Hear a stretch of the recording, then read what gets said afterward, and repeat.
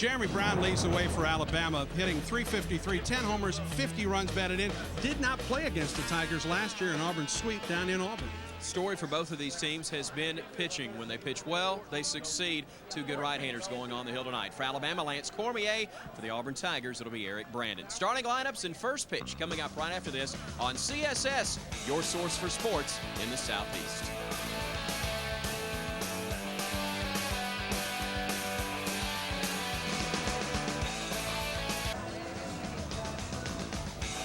Welcome back to Tuscaloosa, Sewell Thomas Stadium. Not quite ready to go, as cloudy skies have followed rainy skies here at the Capstone. The University of Alabama, as play has been delayed about probably 15 minutes later than our scheduled 6:37 Central Time first pitch here at the Joe, as it is known to Alabama fans and around the league as well. But the grounds crew trying to get things ready, had the tarp on really up until about 45 minutes ago at the most. Temperature right at 51 degrees. Not expected to be this cool or this cloudy or this rainy in Tuscaloosa, but those are the type conditions we have gotten. We are afraid that we'll have to dodge another shower or two throughout the course of the evening, and that is always something you hate to see, Andy Bertram, but especially for a series as big as this one, and one that is anticipated as this one always is. Well, it's a hard sellout for all three games this weekend, expecting over 5,800 for all three games between Alabama and Auburn. Pretty good rain shower here at Sewell Thomas Stadium about an hour and a half before the ball game. That really delayed getting the tarp off the field and lining the field and that type of thing, and that's right now what we're waiting on, is getting the field ready for play here tonight. Don't really think it's going to be much of a factor. Don't see any puddles in the outfield or anything like that, and told that the stadium here, or the playing surface, drains pretty well, so I think we'll have pretty good conditions. Doesn't feel much like late April weather, though, does it, at 51 degrees? The temperature in the mid-upper 80s a good part of the week, and of course we get ready for baseball, and all of a sudden it's cool and damp. Not exactly ideal, but we will have two pretty good teams squaring off here. Alabama ranked as high as number 3 in America. Auburn has been ranked very high as well at times, but as we look at the standings in SEC play in the Western Division, Alabama at the top, Auburn at 9-9, actually a game better than a year ago, but I don't think they have quite as much momentum, do they, as they did a season ago after starting off 0-9. Amazingly to begin the year, and just as amazing how they were able to finish up the year. And went 15-6 down the stretch. You see Alabama on top, and then in the East, South Carolina, Florida, and Georgia have really separated themselves from the rest of the division. Auburn at 9-9 right now, if the season were to end today, so to speak, would be the 8th and final seed in the Southeastern Conference tournament at the Hoover Met in Birmingham. So Auburn trying to move above that spot. If you take a look at Jim Wells, the head coach for the Crimson Tide, he's done a terrific job and really has done a very good job turning around a program that did not make the SEC tournament or postseason play for the first time under his tutelage a year ago. We return starting lineups and first pitch here on CSS, your source for sports in the Southeast. Oh, say does that star-spangled banner yet wave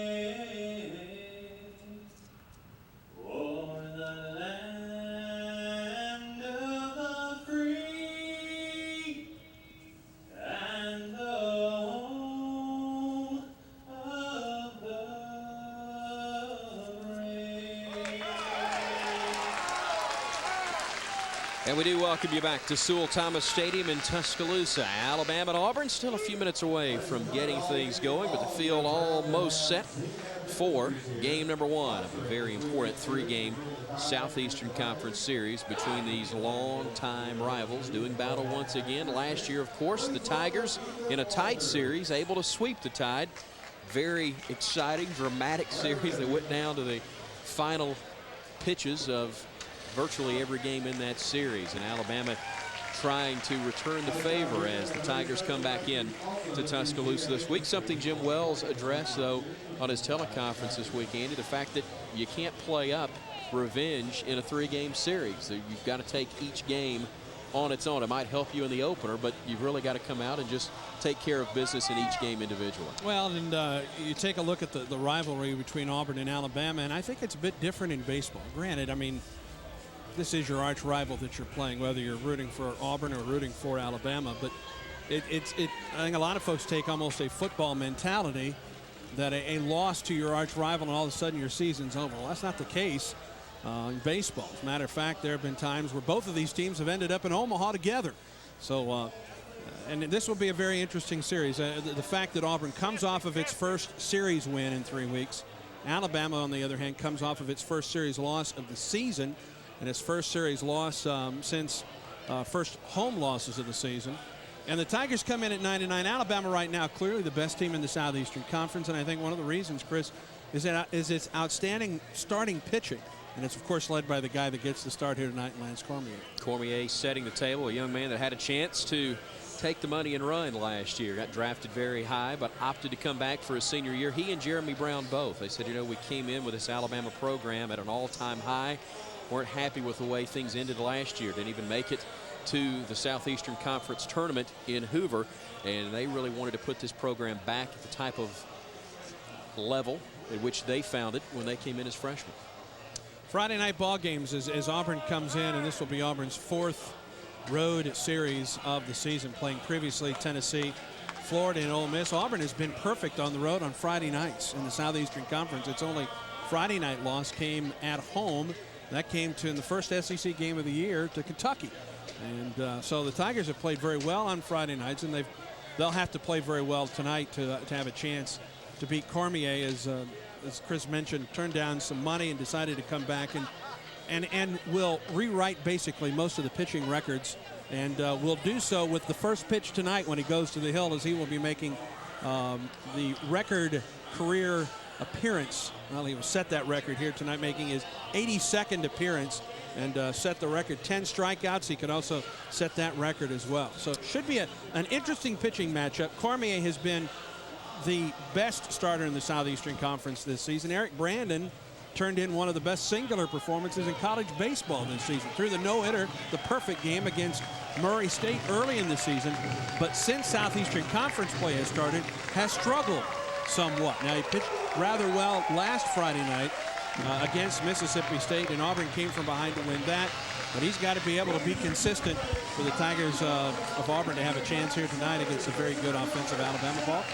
The Crimson Tide, for most of the years, did a nice job of taking advantage of their opportunities. By that, I mean making sure they got a runner in scoring position, getting him home more often than not. That certainly was not the case this past weekend. We will talk more about that in just a few moments. First, let's set the defense for you for Alabama. Grant Redding getting the start in left field. He has been one of the hottest hitters as of late for Alabama. Scott McClanahan, as Andy pointed out during a break, in his 15th year at the University of Alabama. Travis Garner, junior college transfer, getting the start in right field. Alan Rice, freshman from Pelham, Alabama, getting the start at third. Adam Pavkovich at shortstop. Peter Stoner, most fans of Southeastern Conference baseball will remember him from last year as a right fielder. He's played most of this year in right field for Alabama as well, but has started at second base as of late because Brent Boyd, now at first, has been battling an abdominal strain. Behind the plate, Jeremy Brown, the Johnny Bench Award finalist last year, and on the hill, Lance Cormier, an 8-1 record, a 2.29 earned run average, making his 12th start of the year. You see the innings of work thus far. The earned run average has been outstanding, and without an effort 2 weeks ago against Kentucky in which he gave up 8 runs in 1 inning, those numbers would be even better. The Auburn lineup will look like this. Schuerholz, Gamble, and Moran starting things off with the middle third of Huddleston, Pratt, and Vines, Shade, Hewlett, and Geralman, who is outstanding defensively, batting in the 9th spot for Steve Renfroe's squad. Again, this will be the 82nd appearance all-time for Lance Cormier when he throws that first official pitch. That will be another school record that the Lafayette, Louisiana native will hold all alone during his career. Let's take a look at the umpires for tonight's crew. Veteran crew of Al Davis behind the plate, Wayne Halbrook at first, and A.J. Lastaglio rounding out the 3-man crew. There's Al Davis, who will be calling the balls and strikes for tonight's contest. Another great crowd, even though all the seats are not filled. This was a hard sellout. Only standing room only seats were available, but with the bad weather earlier in the day leading up to really, I guess, about an hour ago, a lot of folks a little late arriving. In fact, they may not arrive until tomorrow, game number 2 of this series, when the weather is expected to be better. Schuerholz leading it off, and we are underway from Tuscaloosa. First pitch taken for a strike, and it's 0-1. Schuerholz, yes, the son of the general manager of the Atlanta Braves, but a guy who has dominated against Alabama during his career, but he falls behind in the count to Cormier, 0-2. Schuerholz began the season at shortstop, playing second base, moved to third base about a third of the way through the season, and has found his home at least during his junior campaign there. Hitting .351 on the year as he waits the 0-2, slaps one to right field, but Garner is there. He will make the play for out number 1. Leadoff man retired for the Tigers as Sean Gamble will come to the plate. Gamble playing left field, a freshman, 6 feet 166, out of Montgomery, Alabama's Jeff Davis High School. Left-handed hitter in the lineup. You see his numbers on the year. One of these several young players getting quality playing time in a starting role for Steve Renfroe this year. He takes a strike on the inside corner as Cormier gets ahead in the count once again. A lot of young faces, some huge holes to fill on this Auburn lineup from last year, Andy. Well, this is one of the young faces in Gamble who's found a spot out in left field for the Tigers, replacing Gabe Gross there. The 0-1 missing inside, evening the count at 1-1. Saw Gamble's numbers overall at .266 in league play, hitting at .274, but he can't catch up to the breaking ball there as the count moves to 1-2. Gamble 5 for 10 in his last 2 games. Really jumped out of a horrific slump where he was 0 for 23 going in. That will hurt your confidence. Your batting average, too. The wide, here's the 1-2 from Cormier. Slapped foul to the left side and out of play. We'll try it again.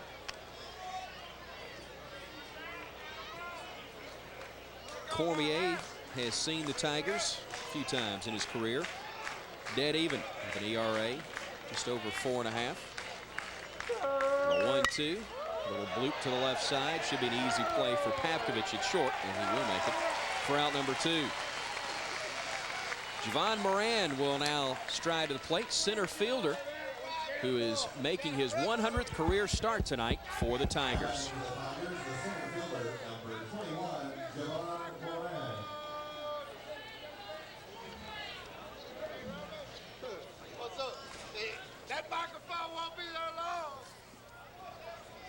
Right-handed hitter standing in, waiting on the first offering from Cormier.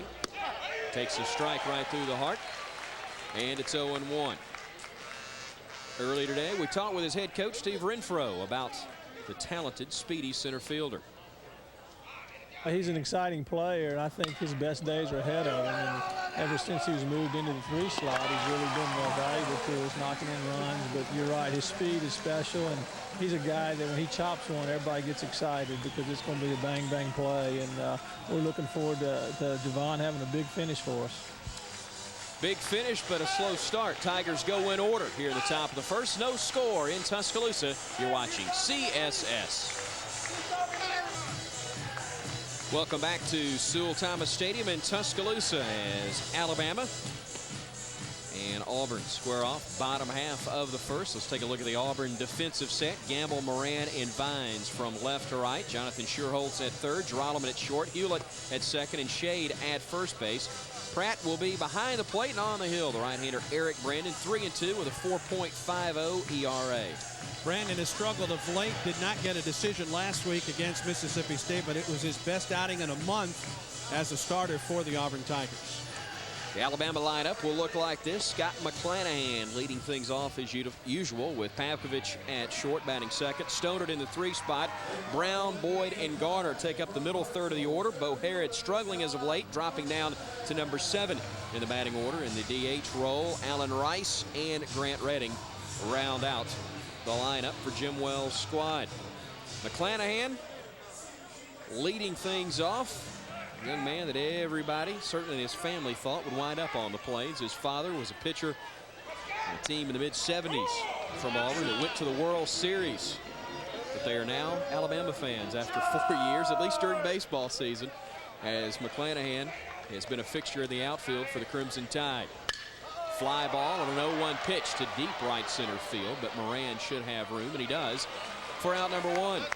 For the off-speed pitch there, McClanahan had to reach out, caught that one off the end of the bat, hit it pretty far, but the ballpark held it.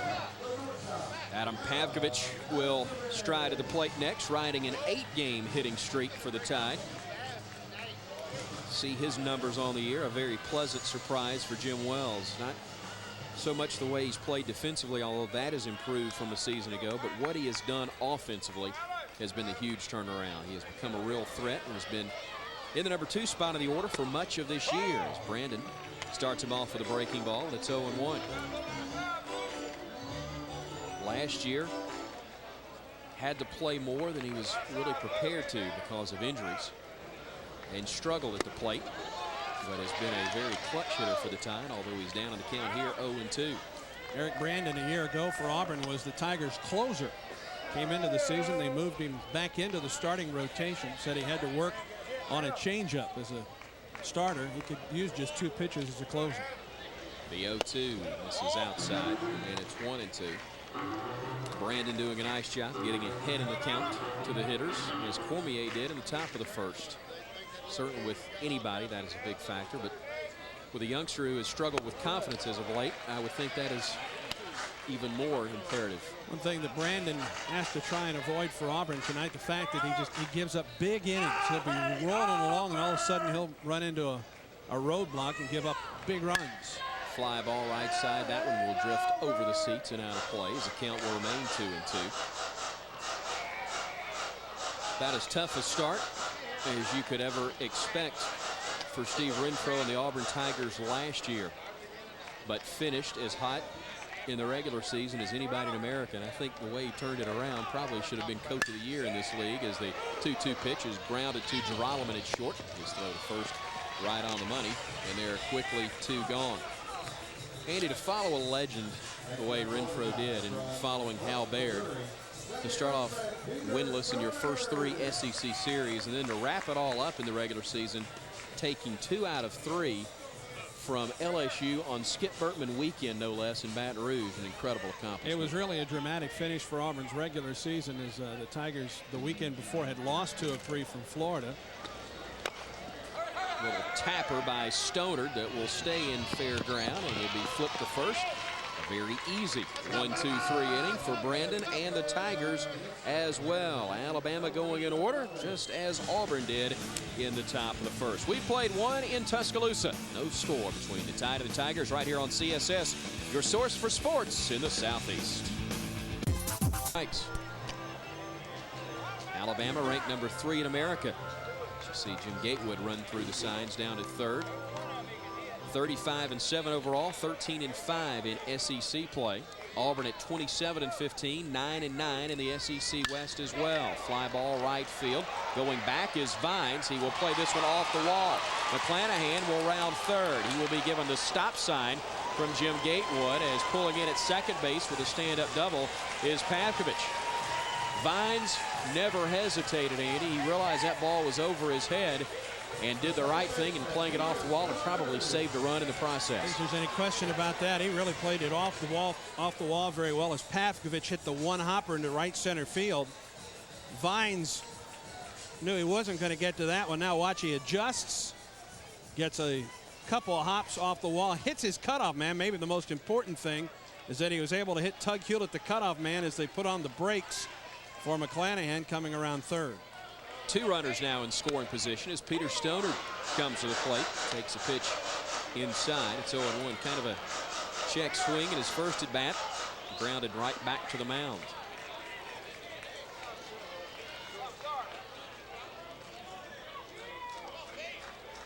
One of the few guys that's not from the Southeast playing in this game, a Missouri native, takes a breaking ball up and away, evens the count at 1-1.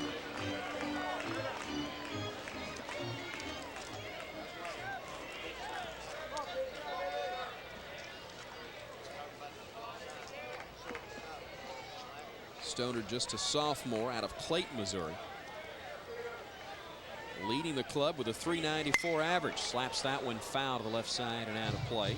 As the count moves to 1-2, and that's one of the things that has made him so dangerous, Andy, is the fact that he uses all parts of the field. Not afraid to spray it to the left side or show some power and pull the ball to the right side. There's Scott McClanahan, your base runner at third. Adam Pavkovich is at second with 2 gone.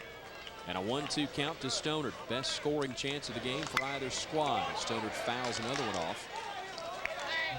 The count holds at 1-2. Story last weekend for Alabama, leaving men on base. 13 in the Friday night loss to Ole Miss, 9 of which were in scoring position. 11 runners stranded in Sunday's 3-run loss, 7 of those in scoring position. Add 2 more to those totals as the comebacker to Brandon will end it for the Tide here in the bottom of the third. No runs on a hit, 1 error, and 2 more runners stranded on base through 3 full innings in Tuscaloosa. No score between the Tide and the Tigers on CSS, your source for sports in the Southeast. Tuscaloosa between Alabama and Auburn. Here to take you through the middle 3 innings, Andy Burchell.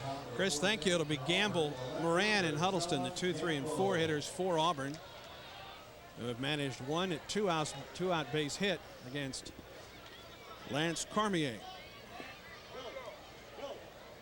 Gamble popped out to the shortstop in his first plate appearance in the first inning. And he swings and laces it down the third base line and down into the corner. Gamble will get at least 2. A leadoff double for Sean Gamble, Auburn freshman left fielder. And for Gamble, his 6th double of the season, and the Tigers get a man in scoring position to lead off the inning. Cormier has gotten ahead of the count, ahead of the hitters in each count practically every one tonight, and that time he had Gamble just waiting on a first pitch strike. Stroked that one into left field, and if Redding doesn't do a nice job of fielding that one cleanly, that would have been a triple to the very speedy Sean Gamble. Javon Moran grounded to third back in the first.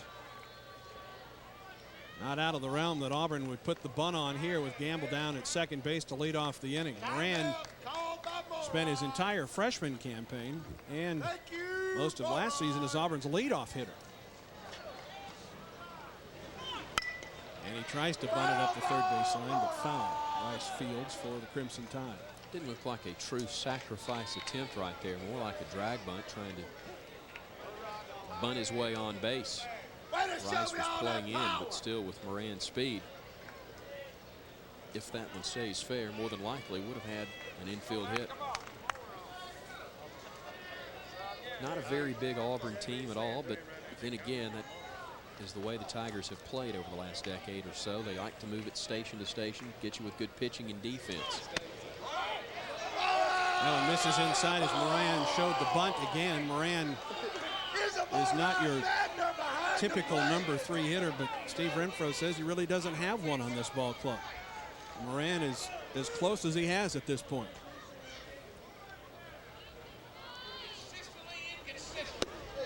Two balls and a strike now to Javon Moran. A leadoff double for Gamble.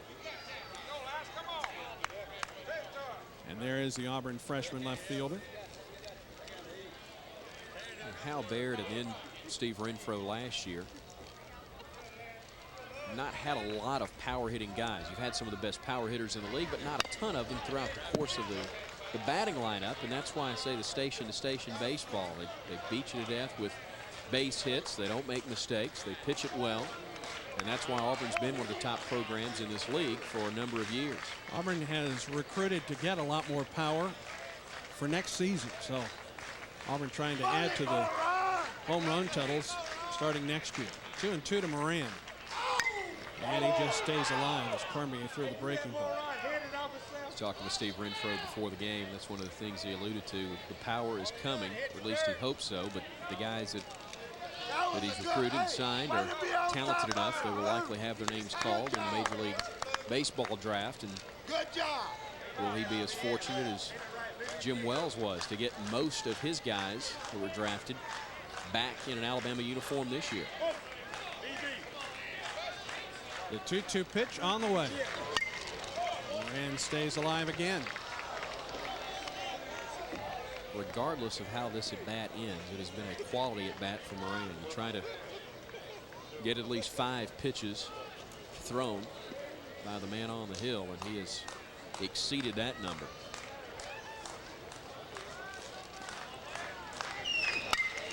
That one will be foul up the third baseline as he tried to pull it, got inside on him a little bit.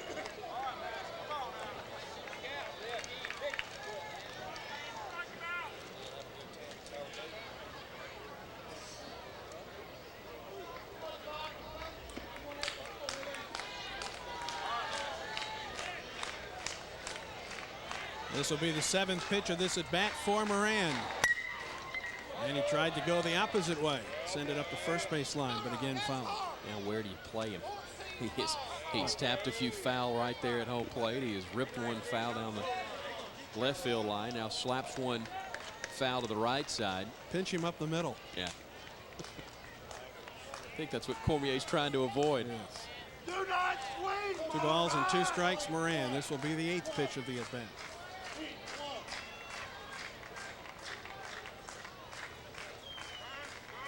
Javon gets time. If he goes opposite field again, it'll be interesting to see how quickly Boyd can respond. Still battling that abdominal strain. That's the reason he's playing first instead of second. I pulled it to the left side. That'll get the runner in. The throw to first is not in time. Moran runs very, very well. An infield single for Javon Moran, and Auburn has runners at first and third and nobody out. Knew that was trouble for Pavkovich the minute it left his bat because of the speed of Moran, and Pavkovich again with a great arm, but this was such a slow roller, and he was back at regular depth even with the gun and a pretty good throw. No way you're going to throw out Javon Moran on that play.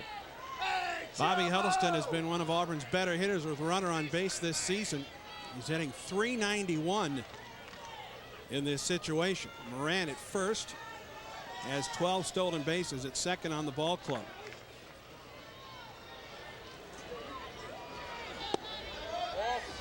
Want to know the count to Bobby Huddleston, who hit it hard but right at the second baseman Peter Stoner to open the second inning. Nobody out of the inning, and Alabama at double play depth on the infield. And Huddleston is a double play threat for Auburn. Grounded into 3 this season. And a strike to even the count. Are you saying that even though he's a DH, he is still running like a catcher? That type speed? I am saying he's grounded into 3 double plays this season. You're going to hold it right there. 1-1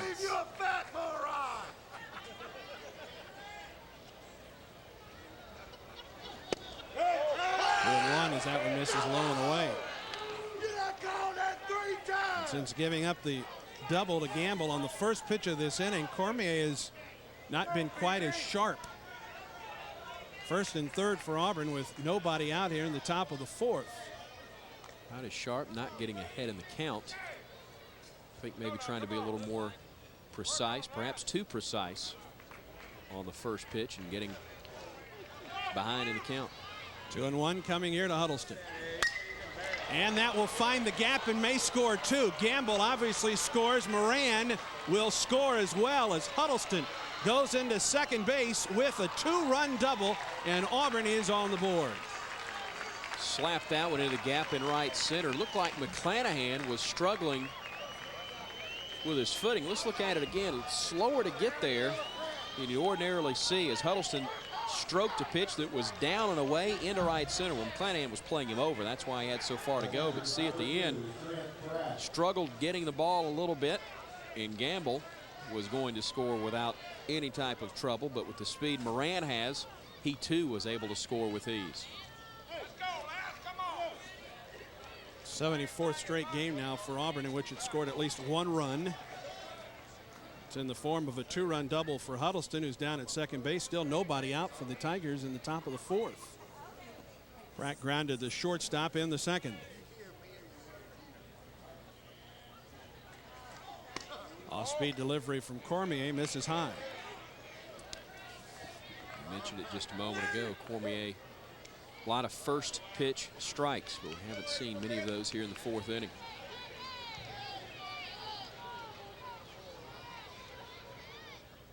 Pratt swings and misses at the curve, a ball to the strike. A leadoff double for Campbell, or Gamble rather. An infield single for Moran, and they both scored on the double by Huddleston, who's at second base.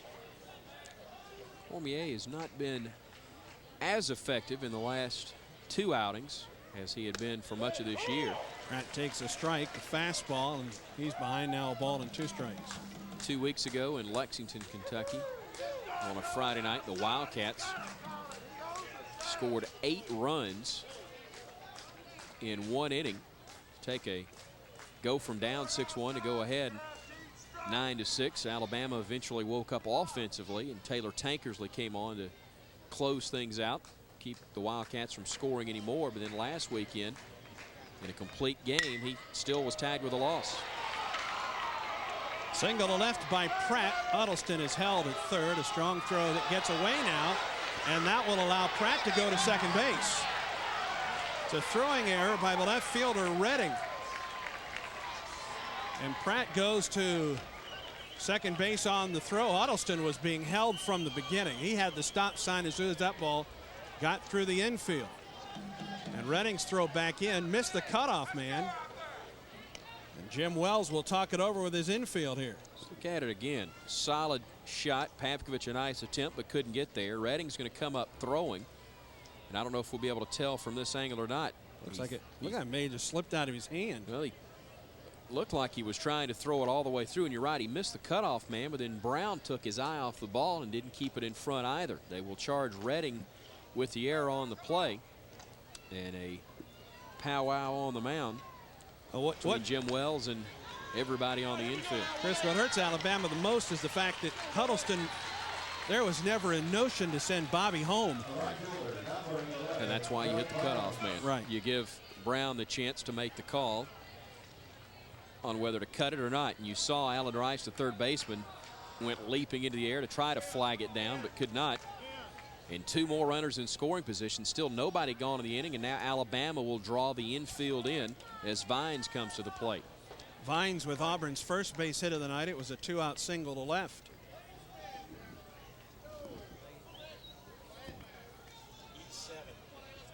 It will be an error on the left fielder, Redding. Vines takes the first pitch inside. 2-0 Auburn, and the Tigers threatening for more here in the 4th.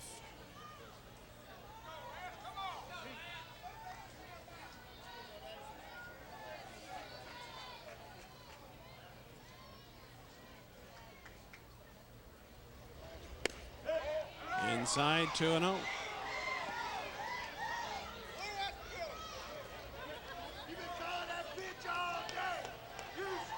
Infield in, trying to cut down the run at the plate. Huddleston at third and Pratt at second for Auburn. 2-0 to Vines. The pitcher fields, throws to the plate, and they've got Huddleston in a rundown. Pratt will end up at third base as Huddleston is thrown out. Vines now gets caught in a rundown and is safe at first. And now nobody covers second, and he's going to go to second base. Throw out. Oh, the ball got away. He's safe. Holy mackerel. Now, I want to know how in the world we're going to score that. Mental mistake by Alabama again. And almost a great play to make up for it.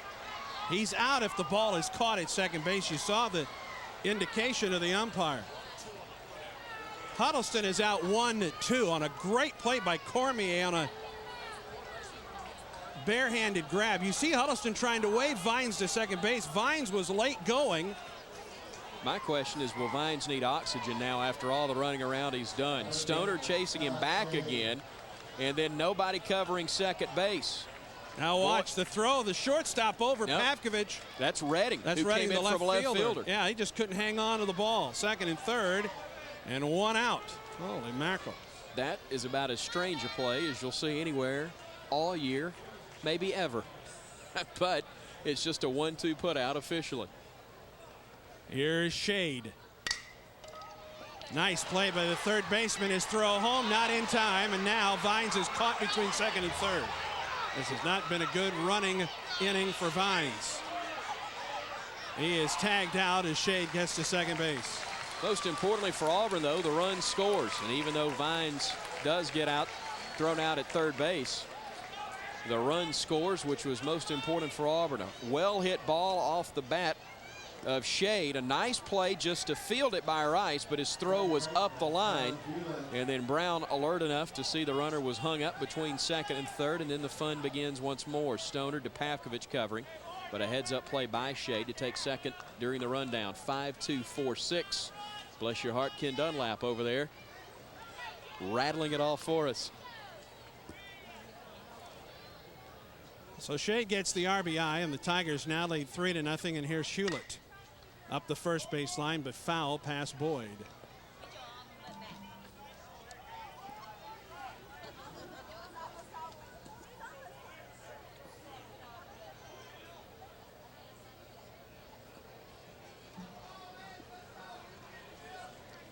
Two outs now and a runner in scoring position, and Tug Hewlett at the plate. A grounder to the shortstop to open the third.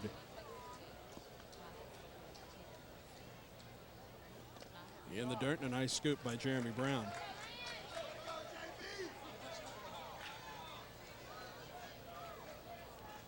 One and one to Hewlett. 3 runs in for Auburn here in the fourth.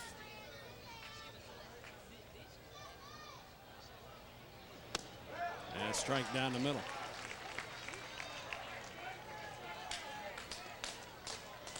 As strange as it may sound, if Alabama can get out of this inning with no more than 3 runs allowed, they would have to consider it some sort of a victory, actually.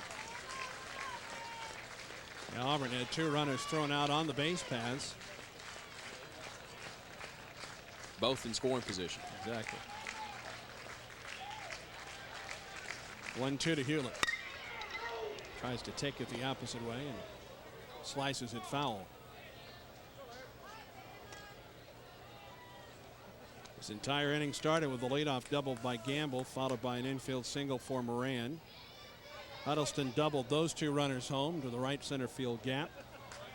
Doug Vines reached on Trent Pratt singled through the left side. Then a fielder's choice by Scott Shade. He's at second. Hewlett just barely stays alive. Ball and 2 strikes. I told you, all the fun would begin the minute I turned it over to you for play-by-play.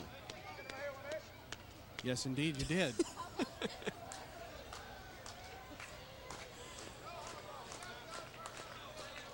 Two outs and a runner at second for Auburn in the top of the fourth. 1-2 to Hewlett. And he golfs one into right center field. Will it get down? Yes, and Shade will score. And now the ball dropped, and Hewlett goes to second base. A bloop single by Hewlett, scoring Shade with 2 outs, and then Hewlett running the entire way goes to second base on an error by the center fielder McClanahan. Single, an RBI, and then an E9, allowing Hewlett to move to second. You described it perfectly. That's a wedge shot there. Look how far that was off the ground when he hit it. A knockdown wedge, and easily scoring on the play with Shade. Here's where the trouble began, though. Garner taking his eye off the ball. I don't believe he realized until the last moment it wasn't in his glove. By then, it was too late to make the play. So Auburn, true to form, taking advantage of mistakes by the opposition. Now lead at 4-0. Giraldeman swings and misses out ahead of that pitch. So the error goes to Garner, the right fielder.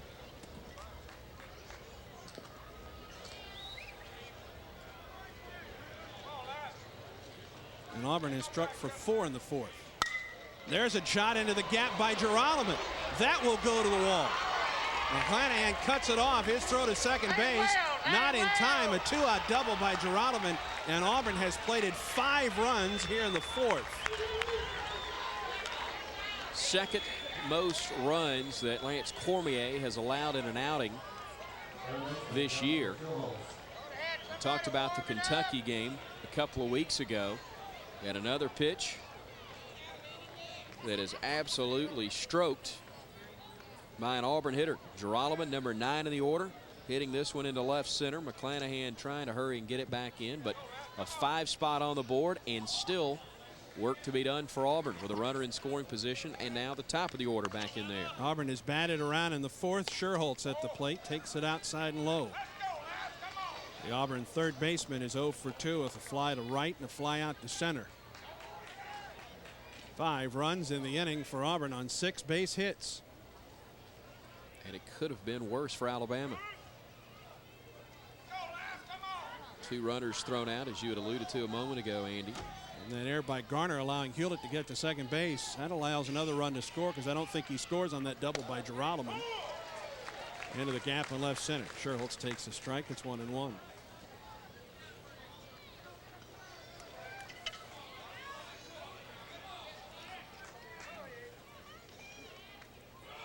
The 1-1. Outside with the curve. And not a single, what you would call monster shot off the bat of an Auburn hitter in this inning. Well, this isn't a team that's going to hit a lot of monster shots anyway. Exactly, but everything in the gap. I've said station to station. They've been taking 2 at a time in this inning, though. A lot of doubles or turning singles into extra base hits. Sherholtz the opposite way, and this will reach the seats. 3 doubles for Auburn in this inning.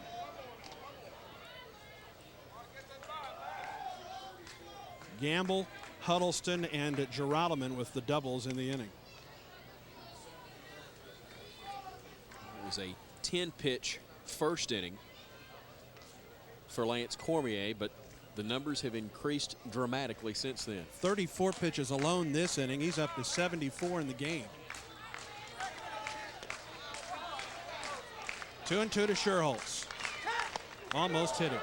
Did hit him. He'll go to first base. That one came up and in on Jonathan and maybe caught a shirt sleeve. We'll take another look. Fastball stayed in, and that's just a nice acting job, I believe. Don't fault him at all. Did it clip him? Can't tell. Maybe. I don't think it did. I think if it hit his hand, he would have let go of the bat earlier. But it was convincing enough for Al Davis, and that's all that matters. Man at first and at second. Still 2 gone in the inning. And Gamble in, as the Tigers have been able to bat around here in the 4th. Gamble led off this inning, hitting the first pitch down the left field line for a double. Takes the first pitch this time outside.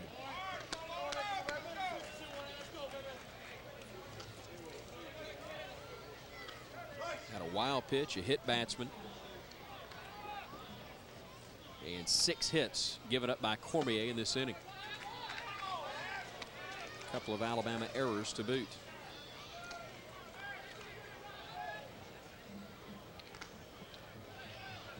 By the way, that was the 5th hit batsman this year by Cormier. First and second with 2 outs in the pitch. Gamble into left center. McClanahan gives way to the left fielder Redding, and the inning is over. 5 runs, 6 hits, 2 errors, 2 left for Auburn in the top of the 4th. It's the Tigers on top 5-0 in Tuscaloosa. Scored 5 in the top half of this inning, thanks in part to a couple Alabama errors and 6 base hits for the Tigers. And Auburn leading on this Friday night here in Tuscaloosa 5-0. Elsewhere in SEC play, South Carolina up by 1 at Kentucky. They're in the 8th inning at Cliff Hagan Stadium. Florida at home this weekend against Georgia, leading 6-1. Those teams tied in the East. In the 4th, LSU. Well, they've played very well since they played at Auburn, leading Arkansas by 1. Tennessee and Ole Miss tied at 2 in the first inning in Oxford. No score between Mississippi State and Vanderbilt. They're in the first inning in Nashville. Alabama game and a half in the overall SEC race over South Carolina, although Ole Miss is the nearest challenger overall. They are a game back in SEC play, but what is so vital for Alabama, if they have hopes of winning the SEC crown, they can't wind up in a tie with South Carolina or Ole Miss, having lost 2 series to both of those teams. Jeremy Brown to lead off for Alabama. Well, this guy has been solid his entire career in Tuscaloosa. Brown's a solid player. Just no one's pitching to him right now, but he's now in the point in his career where he gets the big hits. He always got the hits. He's getting big hits when they throw it. And of course, he's one of the best catchers around. Certainly the best catcher probably in the country this year, but one of the best catchers I've been around in my 25 years. And he's learned to be a leader too. So I've got to see those guys grow up. You know, Andy, one of the things that's so amazing about him being, as Jim Wells said, one of the best catchers in America, fact that he didn't catch it all until 2 years ago. Quick learner, 1-1. Strike call from Eric Brandon. Let's see how Brandon reacts to a 5-0 lead. Brown's had a good career against a lot of teams, including Auburn. 353 with a homer and 6 runs batted in. And the count is even at 2 balls and 2 strikes. Eric Brandon staked to a 5-run lead.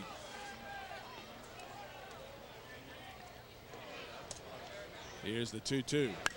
Out back as Brown took a vicious cut at that one. Well, what makes him such a good hitter, Andy, the fact that he is so patient at the plate, has such a good eye. He leads the squad with 10 home runs and 50 RBI, but he also leads the team with 37 walks. That's 16 more than the guy that's number 2 on the list. Foul back. Brandon left one up. Maybe a little fortunate that Brown didn't make it number 11 on the home run list.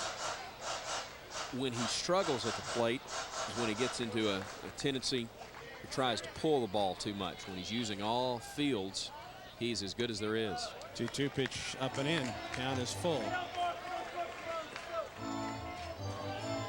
37 walks this season for Jeremy Brown. The count is full, leading off the bottom of the 4th. There's his 38th walk. Well, he fouled off a couple pitches to stay alive and then worked the walk. Not the way that Eric Brandon would have liked to open up the bottom of the 4th after his offensive mate scored 5 runs. Boyd has struggled somewhat this season physically, but clutch hitter for Alabama and head coach Jim Wells. We're jumping around. You know, he was injured for about 10 days and put him at first, and he's not quite sure over there, but he certainly gives us a bat as he showed in the Saturday game against Ole Miss.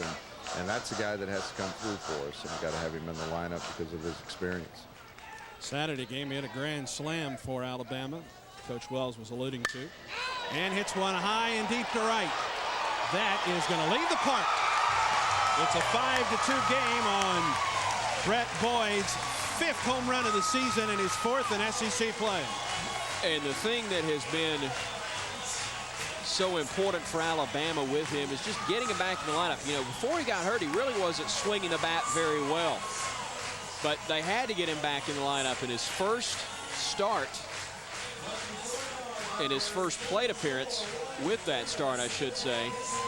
Got the grand slam against Ole Miss. Alabama needing a big lift from him at the plate. They got it here. A pitch that really didn't look all that bad, but went with it and drove it over the right field wall. Slight breeze blowing out to right. Vines had no chance to make a play on this one. Alabama, I think, very important for the Tide to get some runs back right here. They don't have to get all the way back. A lot of baseball still be played, Andy, but just from an emotional standpoint to start cutting into the lead and maybe put some doubt into Eric Brandon's mind. Steve Renfroe made a trip to the mound to talk it over with Brandon.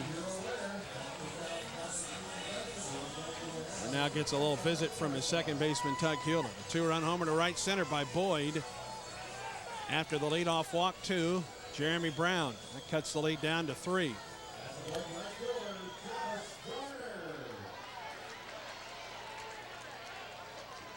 Second home run for Alabama in its last 6 games. This is a little uncharacteristic for the Crimson Tide. And the first pitch to Garner misses away. See what, they had a lot of solo home runs this year. Struggled getting men on base as Garner just popped that one up to the left side. That's Geralman, the Auburn freshman shortstop, who reels that one in.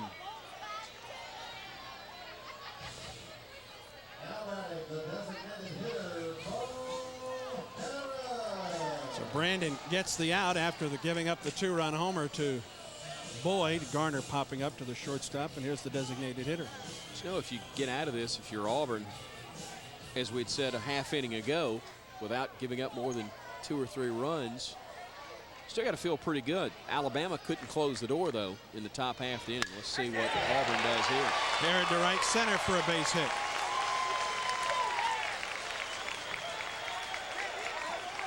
Talked about it a moment ago. He has struggled at the plate, but able to knife that one into right field. Not the hardest hit ball off of Harrod's bat, but he has hit some very hard that haven't fallen into play. Well, when it has happened to Eric Brandon, it has happened suddenly this season. A one-out single for Harrod.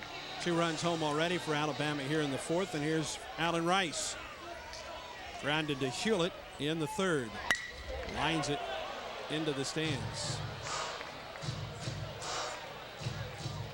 But if the weather had been as most people expected 2 days ago, about 65, 70 degrees right now with clear skies, those seats would have been packed down that left field line. This has been a hard sellout all week long. Standing room only seats were sold 2 hours prior to the first pitch. But obviously there are some holes here in the stands, some seats available tonight because of the bad weather. Excuse me, the Rice outside. Just joined us. We had rain basically all afternoon long throughout much of the area here in Tuscaloosa. Didn't stop raining until about an hour before the first pitch. Brandon steps off. Runner at first with 1 out for Alabama in the bottom of the 4th.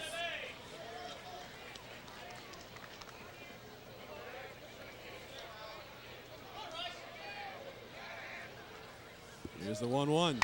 Popped him up, foul ground. This will reach the seats. Trent Pratt ran out of room. Now 1-2 to Rice.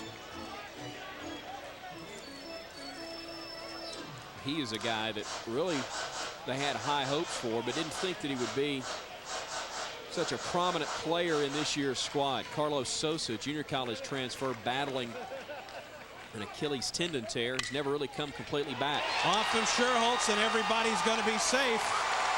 A hard hit ball by Rice. See how they score that one. Well, that was a rocket shot. Sherholtz didn't have to move too far. In fact, they will rule that an E5. That was a hard hit ball, a tough one to field, but one that Sherholtz will make more often than not. That would have been the one to get Auburn out of the inning. First and second, the tying run now at the plate for Alabama. Another error by Auburn. Both teams have committed 2 on the night. And here is Grant Redding.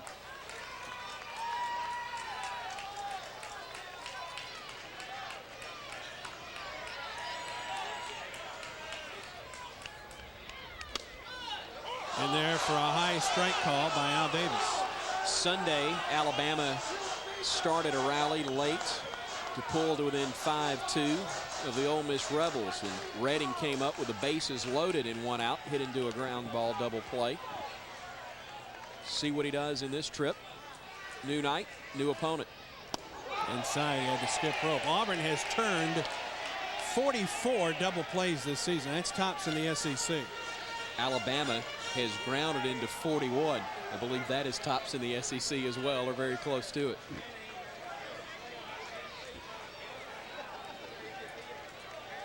One and one to Redding, top of the order, waiting on deck for Alabama. 1 out, the bottom of the 4th. Foul back. Redding had a good cut. A little frustrated with himself there because, as you said, he did have a good hack at that one. Didn't quite catch up to it. Activity down in the Auburn bullpen. It's Mike Miller, a junior college transfer for Auburn that began the season as a Tigers starting first baseman. He's also seen some time as a starter in the lineup. Brandon having trouble here in the 4th. Steps off as Hewlett got behind the runner here down at second base. It's Bo Harrod down at second. Allen Rice at first and Grant Redding at the plate. 1-2 the count.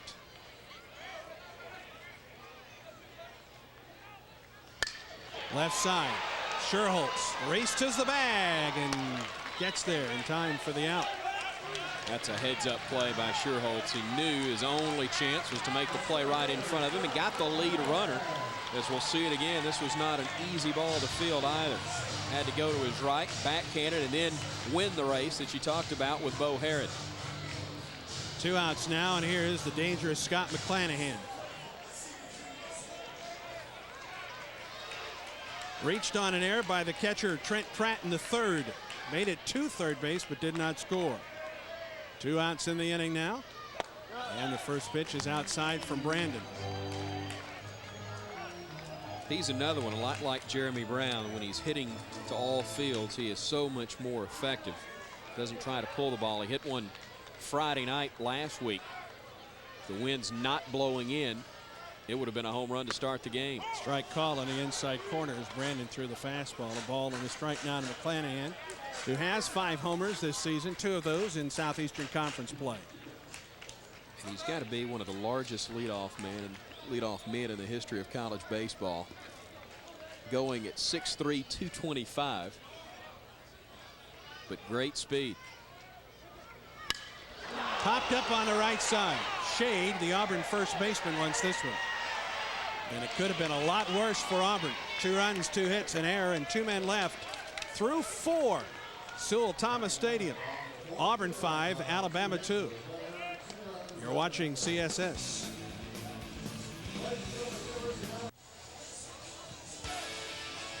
Tune in to CSS next Friday night for more SEC baseball. Tennessee Volunteers host the LSU Tigers at 7 p.m. Eastern right here on CSS, your source for sports in the Southeast. To the top of the 5th. Javon Moran to lead off against Lance Cormier. Moran takes a strike. Javon is 1 for 2, an infield single, and he scored in the 4th.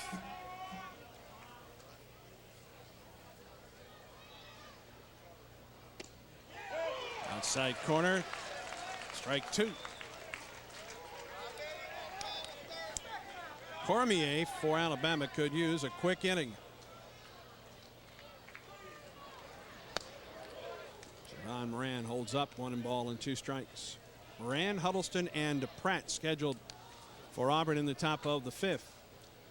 Could use a quick inning, as you said, Andy, but certainly got some help from his teammates offensively in that bottom half of the 4th inning, giving him a little bit of a breather after what was an eternal top of the 4th for Cormier and the Tide.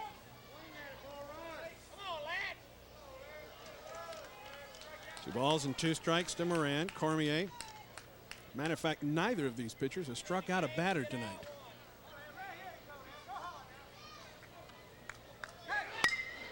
Third base side off of the third baseman Rice, and Moran's going to end up at second base. Likely to be the 3rd error of the night for Alabama. We'll wait for the official indication, and it is an error on Allen Rice. Moran hit it hard right at him, and then when that ball skipped away, you had to know that Moran would end up at second base. That was another tough play, but one again that he probably should have fielded. A hard hit ball off the bat of Moran, and Rice couldn't come up with it as he went to his right. It sort of ran up his arm and then ricocheted toward the wall, and Moran with great speed and got the green light down at first from Chris Finwood to go ahead and take 2. Here's Bobby Huddleston, 1 for 2 with a 2-run double in the 4th.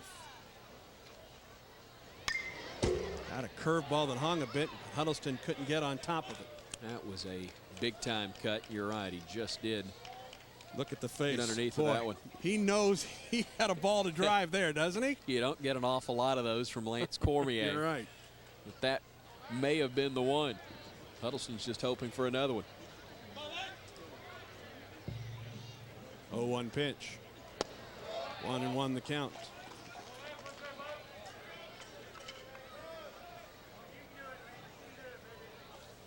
Huddleston hails from Montgomery, Alabama. Spent his freshman season at the University of Tennessee before transferring to Auburn. It was a redshirt freshman season at Tennessee. 1-1 pitch. Left side base hit. Moran had to hold up, and he will hold at third. Moran had to make sure that one got through. So Huddleston has his second base hit of the night. And again, Auburn opens the 5th like it opened the 4th. Runners at first and third and nobody out. And a nice job by the Tigers to put pressure on Alabama once again. Tide had cut into a 5-run lead with a 2 spot in the bottom half of the 4th, but Auburn coming right back, trying to give Eric Brandon a little more breathing room as well. Here's the catcher, Pratt. 1 for 2 with a single, and he scored.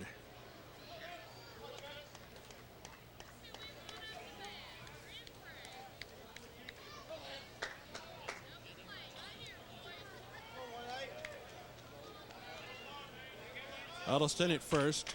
Moran at third for Auburn in the top of the 5th. Pratt takes a strike on the outside corner.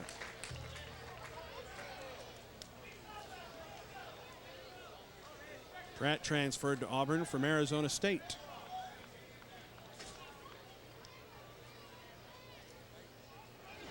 Swing and a miss. Pratt hitting .363 in his last 7 games. He's hit safely in 6 of his last 7. And there is activity in the bullpen for Alabama. It's Brent Carter, a left-hander, who's loosening up. That's an airmail all the way to the backstop. Huddleston is able to go to second, but it bounced right back to Brown, and Moran had to hold up at third. That will be a wild pitch. Without question. Tell you what, that was thrown so poorly by Cormier. It actually worked to his advantage. As you said, Huddleston taking second, but Moran couldn't even think about coming home as it ricocheted right back to Brown. And were we in Durham, he would have hit the bull. What it does, though, is take away a possible double play situation for Alabama, with Huddleston moving to second base. And now the infield will come in as a result. Pratt takes it outside, but it just missed. 2-2, or rather 3-2. First base is open if Alabama wants to pitch around Pratt. I don't think they do. The Vine's waiting on deck. Count is 2-2. Pratt will step out. It would have done, though, if you can get a strikeout here. It does give you the option of putting Vines on to pitch to Shade. Not that that's the best thing in the world, but still to set up a double play perhaps that would end the inning. As Doug Vines, who waits on deck. 2-2 coming to Pratt. Just stays alive and loops it into the stands off the right side. Nice job by Pratt. Defensive, just trying to fight that one off. Knew it wasn't a pitch he could handle, but also knew it was not a pitch he could let go either.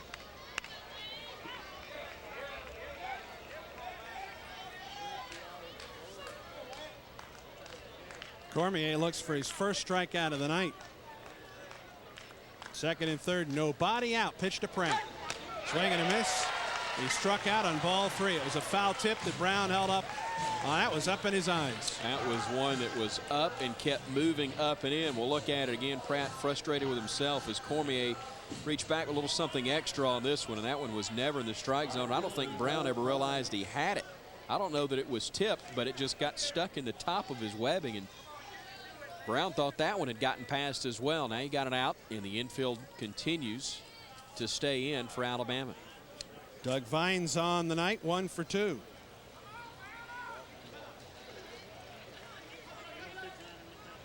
Cormier off the wind. Vines takes it inside. Doug singled in the second, reached on a fielder's choice in the 4th, was nearly thrown out at second base, and then was thrown out trying to get to third.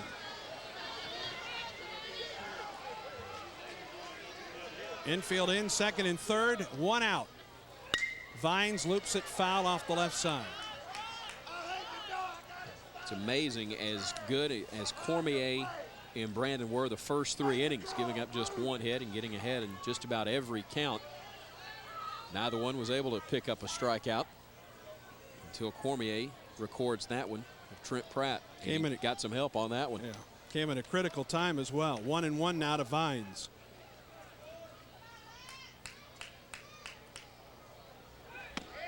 2-1. Shade waits on deck for Auburn. And he is Auburn's best hitter with the bases loaded by far this season.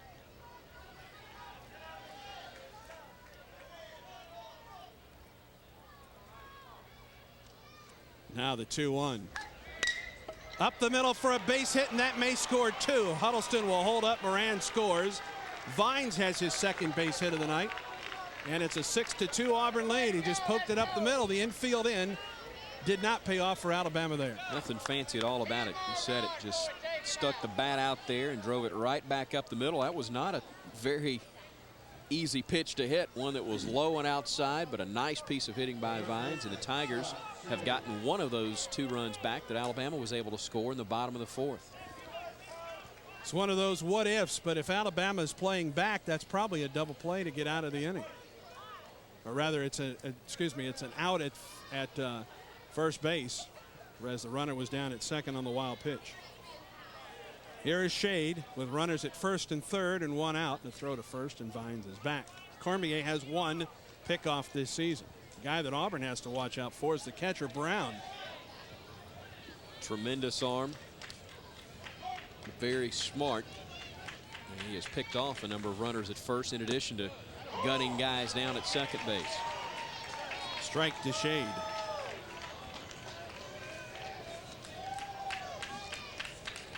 Brown has picked off 6 runners on the year. That's amazing. It gets away from the catcher. Vines trying for second, and he is out. What a throw by Jeremy Brown. That's a great throw and a great recovery, but also a huge break for Alabama. That ball had gotten past Brown and hit the home plate umpire, Al Davis. See if you can see it again. That one hit inside the right leg of Brown, then hit Al Davis to keep it from going to the backstop, and then the strong throw, and Vines running the bases has been an adventure for him this evening. Well, it really has, hasn't it? But you really can't fault him there, because when it got past Brown, it looked like it was going to the backstop, but hit the leg of Al Davis, and Alabama records a huge second out in this inning. 2 outs now, 1-1 to Shade.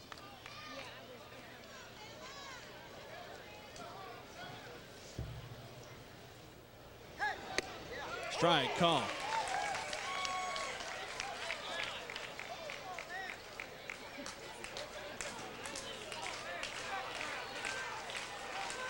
This will be the 100th pitch of the night for Lance Cormier.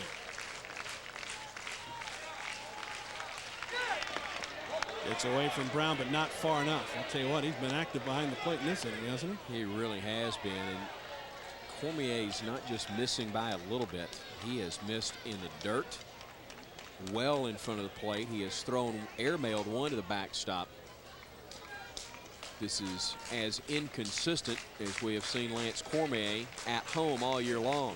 Alabama had not lost a game all season long at Sewell Thomas Stadium. In fact, they'd won 27 in a row going back to last year until they lost the Friday night opener against Ole Miss 4-3. The 2-2 to Shade is on the way. And he got fooled, but managed to foul it back into the stands. Sometimes a pitcher can be just wild enough to be effective. That has not been exactly the case tonight for Cormier. Shade awaits another 2-2 delivery from Cormier.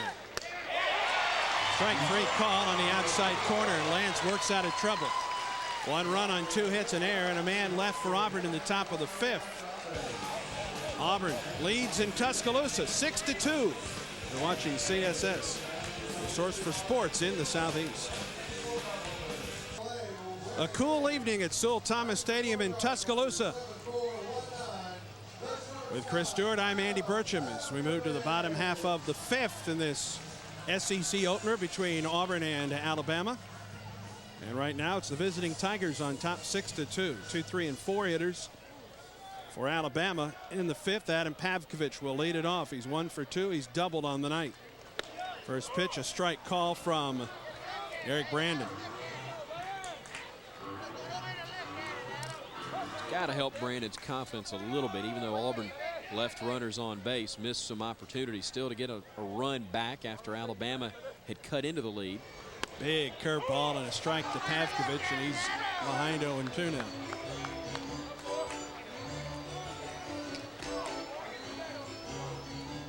Wouldn't be at all surprised if Pavkovich gets the slider low and away here. Nope, inside. Well, missed the spot. A ball and 2 strikes. Pratt had set up inside, and Brandon missed the spot. A ball and 2 strikes. Pavkovich to be followed by Stonard and Jeremy Brown. Chopper to Shulett, the second baseman. His throw to first is in time. Pavkovich, who extended a career-high hitting streak to 9 games in his last at-bat with a double, grounds out to second base to open this inning. He's a guy that has come up with some clutch hits and gotten a lot of rallies started for Alabama. Many of them coming with 1 or 2 outs, but can't get aboard as he led off this inning. Stoner has grounded out twice to the pitcher tonight. Takes a strike on the outside corner. A little tapper back in the first. He hit a hard one-hopper in the third. Well, the runners at second and third. Pitch. Just foul up the first base line. He is thinking anywhere but up the middle right now, as Brandon has burned him twice. That young man, with the exception of the fourth inning, has been breezing right along, holding a pretty good hitting Alabama team to just 4 hits thus far. Stoner is 1 for his last 6 behind 0-2 and strikes out. There's the first strikeout of the night for Brandon. And he made him look bad on this one. Took something off and threw it low. Pulled the string, and Stoner not able to come close to that one. Usually a guy that can, a lot like Jeremy Brown, if he falls down in the count, it's not that big a deal. You're still going to have to throw a few pitches before you're able to get him out. Not so there, as he gets him on really 3 pitches. Jeremy Brown bats, 2 outs and nobody on. Swinging a chopper up the first base line, but foul as Brandon opened up the at bat with a slow curve to Jeremy Brown. 2 outs and nobody on, and that's the exact situation that Auburn wants Jeremy Brown batting in all night long. Such a dangerous hitter with, again, a team best 10 home runs and 50 RBI on the year. 38 walks, which leads the team, and he walked in the 4th leading off that inning and scored the first of 2 runs. There's a strike call. 0-2 the count.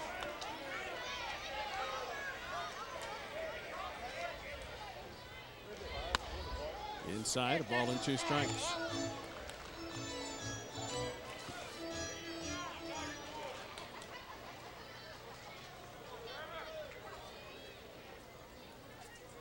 The 1-2. Strike 3 call. Brandon strikes out 2. It's a 1-2-3 inning for Eric Brandon. Through 5 in Tuscaloosa. Eric Brandon and Auburn stake to a 6-2 lead. You're watching CSS. Saturday night at 8 p.m. Eastern for the USAR Hooters Pro Cup Series this week. We come to you from Jennerstown, Pennsylvania. That's right here on CSS, your source for sports in the Southeast. A new third baseman for Alabama, Carlos Sosa, into the game, replacing Alan Rice.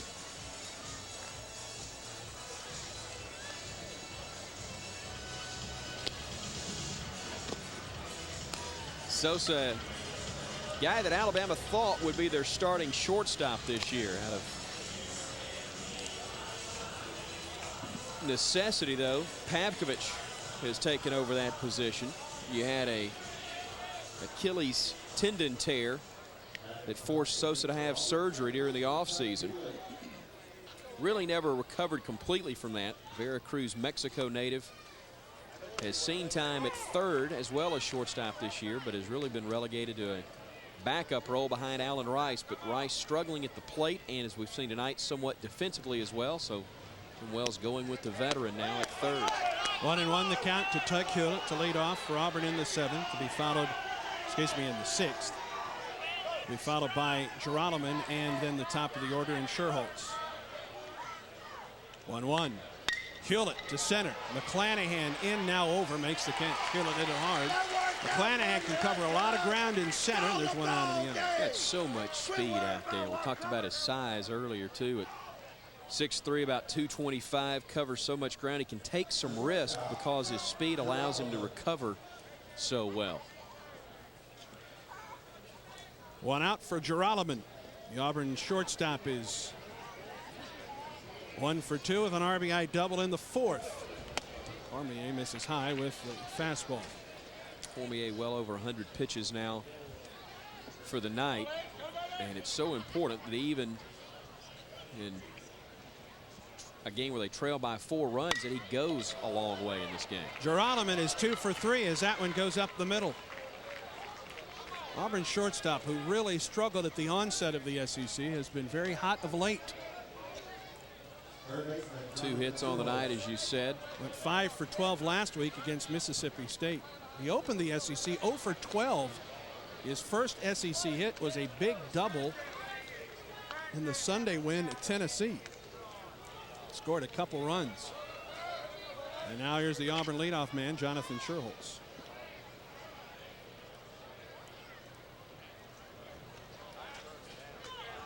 Squares to bunt, says he offered at it, 0-1 the count. Talking about Cormier, though, he can give you 7, 8, 9 innings. It really helps your cause if you're Alabama the rest of the weekend. You don't have to get in the bullpen. You can save your pitching for the rest of the week. Yeah. 0-1 the count. Low. He had to throw a ton of pitches last year. There were several games where he's around 130 pitches. Right arm's a little bit longer than the left, but Alabama didn't have enough depth to be able to put anybody else in. Throw to first, Giralman is back. Giralman has not stolen a base or even attempted one this season. Recall, in the Auburn first game, pitched the first game of the Auburn, he went 9 2/3 innings in that game, which is a career high as far as the length of an outing. 1-1, another throw to first. Giralman is back. He was the Alabama Friday night starter and finisher regardless, it seemed, last year. You're pitching tonight, Lance. Nobody else is. We'll worry about the other guys Saturday and Sunday. Kind of the way Jim Wells approached it. Another throw to first and Giralman back.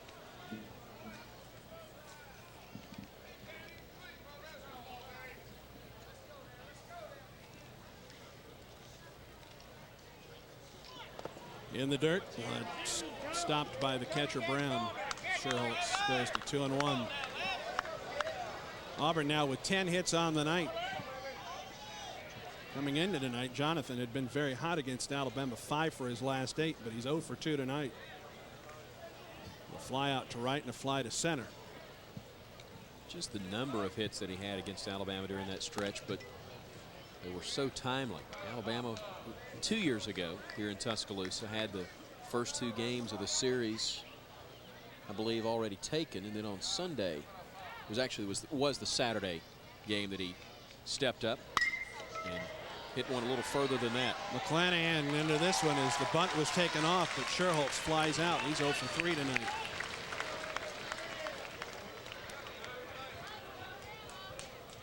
Just the time you think that one's going to get down, McClanahan just kind of cruises over and makes the catch. He does, and also the wind we talked about all evening long, it's blowing out toward right field, may have held that one up just a bit.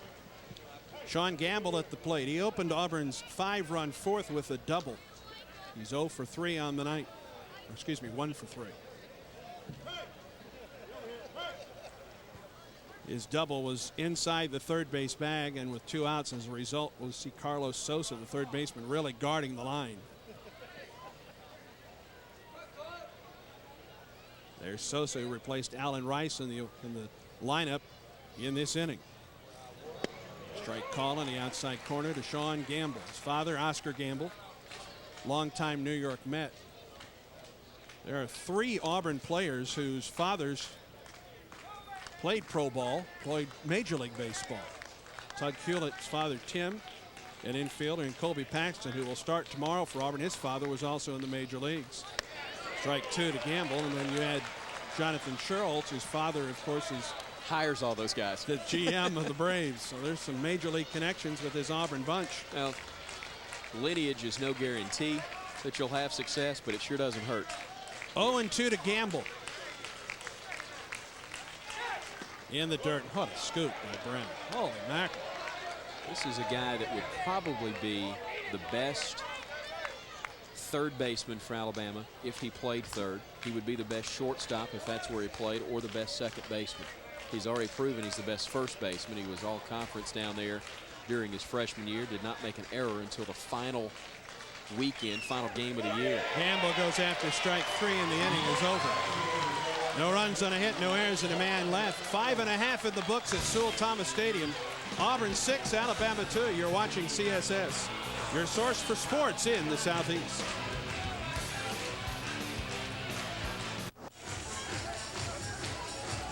Six to 2, Auburn leads at Alabama as we move into the bottom half of the 6th. full moon overhead in Tuscaloosa. More scores in the SEC. South Carolina leads by 2 in extra innings at Kentucky. Florida has doubled up Georgia. They're in the 7th. LSU 2, Arkansas nothing in the 8th. And Mississippi State on top of Vanderbilt 3-0. Brent Boyd, Travis Garner, and Bo Herod in the 6th, the 1-0. Inside 2-0 the count. The idea that this may be a pivotal inning for Eric Brandon. Boyd last time up launched a 2-run homer to right. 2-0 pitch, swing and a miss. Tried to hit a solo shot right there. Had a pretty good cut at it. First pitch he saw after the Brown walk. Wow, we can hear that all the way up here. Almost felt it. 2-1-2. And he lines one into center. Javon Moran runs that one down for the first out. Boyd got jammed on that one, I think. 1 out in the inning. Moran got a bit of a late start. We talk about McClanahan and his speed. Mr. Moran doesn't have to take the back seat to anybody in the speed department. Javon, with great speed, he's really learning how to be a collegiate center fielder. He played right field last year. Malin Kent was Auburn's center fielder for a decade. Moran has to improve on seeing the ball come off the bat. There's a strike on a curveball to Garner. Javon is able to compensate sometimes for getting a poor jump on the ball with just sheer speed. Teach him how to react. You can't teach him how to run. The ball and a strike to Garner. He's 1 for 2 with a double. He's flied out to the shortstop. Inside 2-1.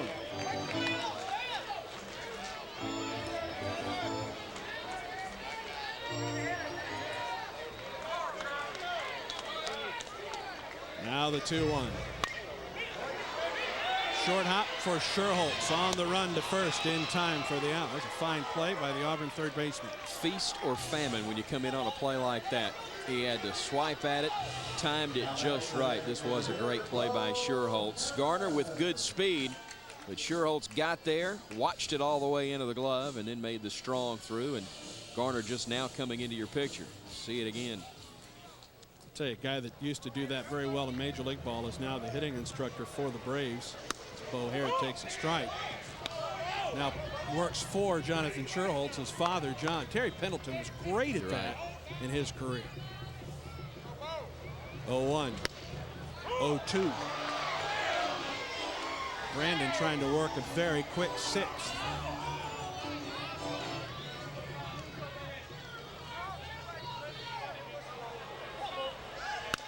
Foul ball by Herod to stay alive. Every school in America has their quote-unquote favorite umpire. Al Davis, who had the play to the 1997 national championship game between the Tide and LSU, would be that favorite, what I think, for Alabama fans, as they have welcomed him back repeatedly here in Tuscaloosa tonight. They're vocal with their welcomes, aren't they? 0-2 the count. Herod 1 for 2 with a single. Brandon has set down 6 in a row. Geronimo can't get to that one. That breaks the string as Herod singles into left. You knew that was going to happen the minute it got out of your mouth, didn't you? And it barely had. That was a sharply hit ball by Herod. The first hit that he had wasn't really struck all that hard, but a solid single that time. Geronimo with good range, but couldn't knock that one down. And now here's Carlos Sosa. 270 on the season, 1 homer, 14 runs batted in for Sosa.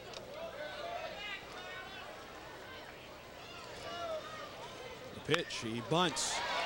This will be a tough play for Brandon. His throw to first, got him! Brandon, and then Shade on the other end. And the inning is over on a defensive gem. Runs on a hit, no errors, and a man left for Alabama through 6 at Sewell Thomas Stadium. It's Auburn on top, 6-2. Brandon throws out Sosa to end the inning. 7th, a reminder, next Wednesday, tune into CSS for college baseball featuring Vanderbilt and Austin Peay. The first pitch at 8 p.m. Eastern right here on CSS, your source for sports in the Southeast. 3, 4, and 5 hitters, heart of the Auburn order in the 7th, and to take you the rest of the way, back to Chris Stewart. Thank you very much, Andy Burcham. Javon Moran will lead things off. He is 1 for 2 on the night with a couple of runs scored. Reached on an error and scored in his last plate appearance. Shows bunt here, does bunt, but fouls it back into the netting. And it's 0-1. Grounded out to third in the first, singled to score a run in the fourth. One of 5 men to score in that 4th inning for the Auburn Tigers. Reached on an error and scored in the 5th as well. 6 runs, 10 hits, 2 errors for Auburn. 2 runs, 5 hits, 3 Alabama errors as Lance Cormier works into the 7th. Ground ball right side. That'll be fielded by Stoner. In time for the out. Stoner, a converted, for Alabama anyway, outfielder. Has spent much of his first 2 years playing right field for the Tide, but he actually played middle infield throughout much of his high school career. Was a shortstop and had been dying to get back on the infield. Played first for a while for Alabama in a couple of games, then got a chance to move to second with the abdominal strain suffered by Boyd. And gone for Bobby Huddleston, the DH. Double to drive home the first 2 runs of the game in the 4th. He singled, but was stranded at third back in the 5th.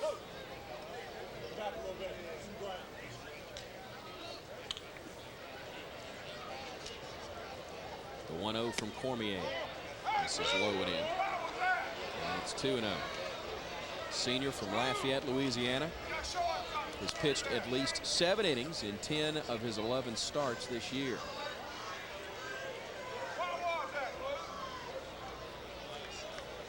(2-0) chopped to the right side where Stoner will again have the play and again makes the out. Here in the 7th, 2 gone for Trent Pratt, who is 1 for 3 with a single and a run scored.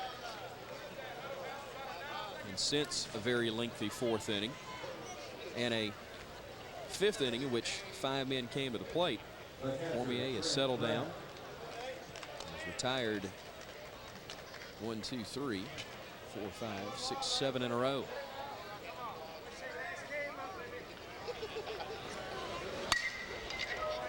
And it could be 8. Pavkovich makes the throw to first, and the Tigers do go in order. Here at the top of the 7th, nothing across for Auburn. They still lead by a score of 6-2. Stretch time in Tuscaloosa. The Tide trails by 4. Tuscaloosa, it's Cormier, correcting myself, retiring 7 of the last 8 that he has faced. Eric Brandon has been equally impressive on the hill for the Tigers. Both have had their shaky innings, but Brandon, the sophomore, pitching much like he did very early in this year when he was absolutely red hot to start the season. Started the year as Auburn's closer. They moved him into the rotation. I think just his 2nd start out of the back in the rotation, he threw a perfect game against Murray State. He gets the 9, 1, and 2 hitters. There is activity in the Auburn pen. I know that Mike Miller has been warming up down there, so I wonder how quickly Auburn would go to the pen if Brandon runs into any kind of trouble here in the 7th inning. Grant Redding leading it off, taking a breaking ball on the outside corner for a strike. It's 0-1. See Redding's line on the night. Left fielder out of Homewood, Alabama. Grounding this one back up the box. Knocked down by Geralman, and it will not have a play on it. Got there, but couldn't come up with it. That will likely be a base hit all the way, and it will be. 2 guys touched it. Nobody could field it for Auburn. Yeah, it went between Brandon's legs. Geralman trying to slide and then get up with a pop-up and throw, and he just never got the ball into his throwing hand. See if that sparks anything for Alabama as Redding is aboard, and Scott McClanahan leads it off for the Tide.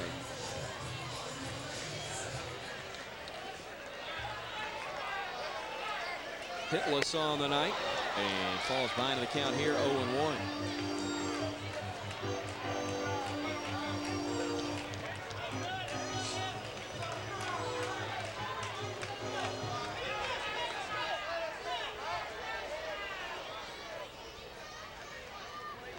0-1. Bounces to the backstop. Pratt couldn't keep it in front, and Redding will advance to second. So the Tide with a runner in scoring position. Nobody gone here in the bottom half of the seventh. Just a breaking ball that was in the dirt. Pratt couldn't quite get out there to make the play. Just the third wild pitch of the season for Brandon. He just held on to that breaking pitch too much, and Pratt couldn't get out in front of it. The 1-1 fly ball left field, absolutely crushed. You can forget about this one. A two-run bomb off the bat of Scott McClanahan, his 6th of the year, and Alabama has pulled to within 2. Sean Gamble gave it a courtesy look and nothing more. You knew that one was gone the minute it left Scott McClanahan's bat. RBIs 41 and 42 on the year. Into the trees in left center. That was a mammoth shot by McClanahan. Second two-run homer of the night for Alabama. That's where all the run production has come. Two-run shot by Brent Boyd back in the 4th. Two-run bomb there from McClanahan. Look how far this one goes. Oh, man. Way out into the parking lot out in left center. As McClanahan receives a glad hand at home. It's a two-run game. And a slow walk to the mound from Auburn head coach Steve Renfroe, and Eric Brandon's evening may be coming to a close. He has pitched very well tonight. But not only is Alabama pulled to within 2, the crowd's back in the ball game, which is a factor on Friday nights in Tuscaloosa. Well, not only that, but it's the 2, 3, and 4 hitters now that he gets to face as the inning kind of restarts for Eric Brandon. A seeing eye base hit to open it up by Redding, and then on a 1-1 pitch, McClanahan launched one into the trees and left, and Auburn will indeed go to its bullpen. I think Auburn has a couple guys warming up in the pen right now. And Auburn is going to the pen, and they're going to Stephen Register. Stephen Register comes on for Auburn. We'll give you the numbers on Register when we return. Alabama trying to make some noise in Tuscaloosa. Alabama trailing 6-2 coming into the inning. Two-run homer from Scott McClanahan has made it a two-run game, and a new pitcher on the hill for Auburn. Freshman right-hander Stephen Register. He's out of Shaw High School in Columbus, Georgia. No record, 4.15 the earned run average, 8 2/3 innings. Picked up the save last Friday night against Mississippi State. Missed a good portion of this season with a problem with his right shoulder, but has come back and has taken over Auburn's spot as its closer. Against Mississippi State last Friday night, he was absolutely dominant. Fastball clocked at 93 and a slider at 84, and State didn't come close to hitting him. He'll face the 2, 3, and 4 men in the Alabama order here. Adam Pavkovich, Peter Stonert, and Jeremy Brown. Nobody aboard, nobody gone. 2 runs already crossing the plate in the inning. As the fastball misses upstairs and away, it's 1-0. Not expecting to see smoke coming out of the players' mouths tonight, but temperatures in the upper 40s, lower 50s right now. A little smoke thrown there from Register. It's 1-1. Give you the line on Brandon in just a moment, as he worked 6+ innings. The 1-1 missing outside. Now 2-1 to Pavkovich.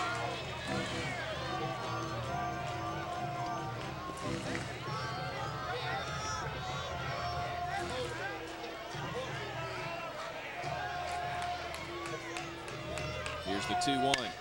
Slow chopper left side. Schuerholz will cut it off and makes a nice throw in time for the out. If the shortstop, Geralman, has to make the play, I don't know if he does in time, but a nice job by Schuerholz to cut it off and get the first out here in the 7th. Yeah, not even with Geralman's good arm does he make this play, but Schuerholz cuts in front.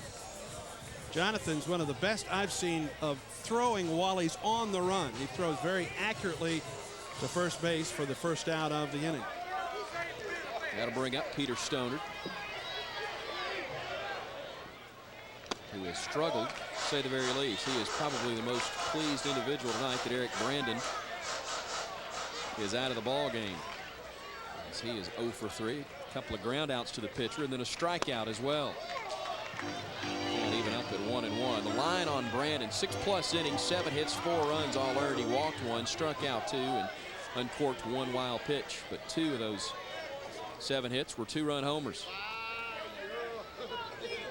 1-1. This is inside. Now 2-1 to Stoner.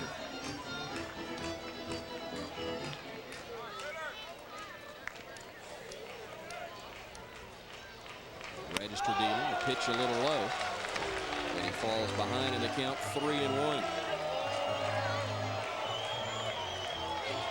Anxious moments all around, especially if you happen to be the head man for your team. So a look at Steve Renfroe as Register deals a 3-1 fly ball right field. That one is well hit. That one is off the top of the wall. Heading for second, rounding second, digging for third, arriving, standing up will be Peter Stoner. That will be a 2-base hit, and then I think an error that will allow Stoner to reach third. Let's wait and see on the official ruling. Should be a double and an error. I think it will be. And it almost got this one out of the park. Boy, this is just off the top of the wall. See, he hunted fastball that time and got it. Look how close this is to getting out of the ballpark. Vines looking up. Just off the top of the padded wall to right, and then Vines has trouble picking up the baseball. It's a double and an error on Vines, who then dropped the ball. And Stoner cruises into third base, and here's Brown. He takes a pitch inside for ball 1. Jeremy Brown 0 for 2 with a walk, a strikeout, a flyout, and a run scored. Could tie it with a swing of the bat. 1 gone in the inning. Takes a pitch there for a strike. And it's 1-1. Tide fans howling again at Mr. Davis. A breaking ball misses outside there, and it's 2-1. Well, Register fell behind Stoner 3-1, and he doubled off the top of the wall. You don't want to fall behind Jeremy Brown here. The 2-1 misses inside, and he does just that. Andy falls behind 3-1. Boy, if you're Auburn, do you just waste one here? It might be an intentional walk right here on a 3-1 pitch. You got to think about it, that's for sure. I'd be shocked if they gave him anything good to hit, but they do. And Brownie, I think, was as surprised as we were. Right through the heart. Yeah, fastball in there. Showing a little confidence in Stephen Register. With a runner at third, 1 gone, the payoff pitch. That one is yanked into the camera well. Hang loose down there, Goo. Nope, I thought it was Mike Falgoose. Skip, check what you got, buddy. That's pretty quick step down there, bud. That's when you realize I haven't matched the zoom on the camera, and that ball's getting awfully close.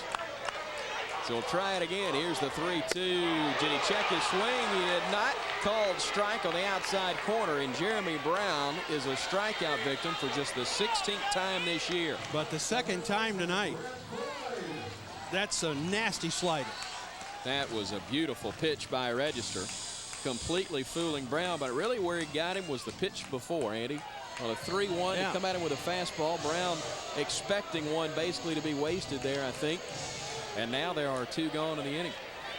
But Brent Boyd, who already has a 2-run homer to his credit, at the plate, but that one hit him almost in the square of the back. That one simply got away. And Boyd will remove the protective shin guard. That one almost caught him right in the heart of the back. There's just no way for Boyd to get out of the way of this one. That is a fastball that hits him just under the left shoulder blade. And he has been beat up and battered throughout his career, and just adding to the physical misery right there. But what it does is brings the lead runner to the plate. Yeah, and that's one reason I don't think that Auburn was trying to hit him. They didn't want to put the tying run on base. Absolutely not. First hit batsman of the night by the Auburn staff, and it brings Garner to the plate, who doubled in the second, popped out in the fourth, and grounded out in the sixth. First pitch here misses high, and it's 1-0.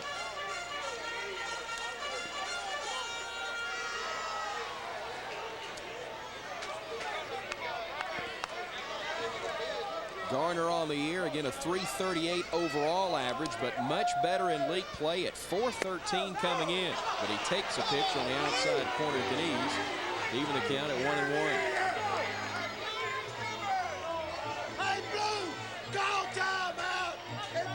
Tailing into the right-handed hitter, I guess. That's what Al Davis thought. And he's the one who gets the vote. The 1-1 misses outside. It's 2-1. Garner, again, a team high .413 in league play. 3 of his 4 home runs on the year have come in conference games. And 9 of his 19 RBI have come in conference. The 2-1 misses inside, and it's 3-1. Bo Herod would be next. He has had back-to-back singles in this game for the tie.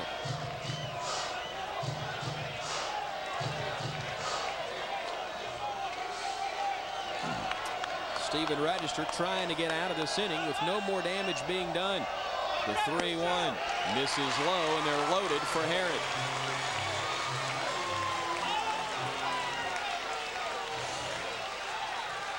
Second walk of the night issued by the Auburn staff.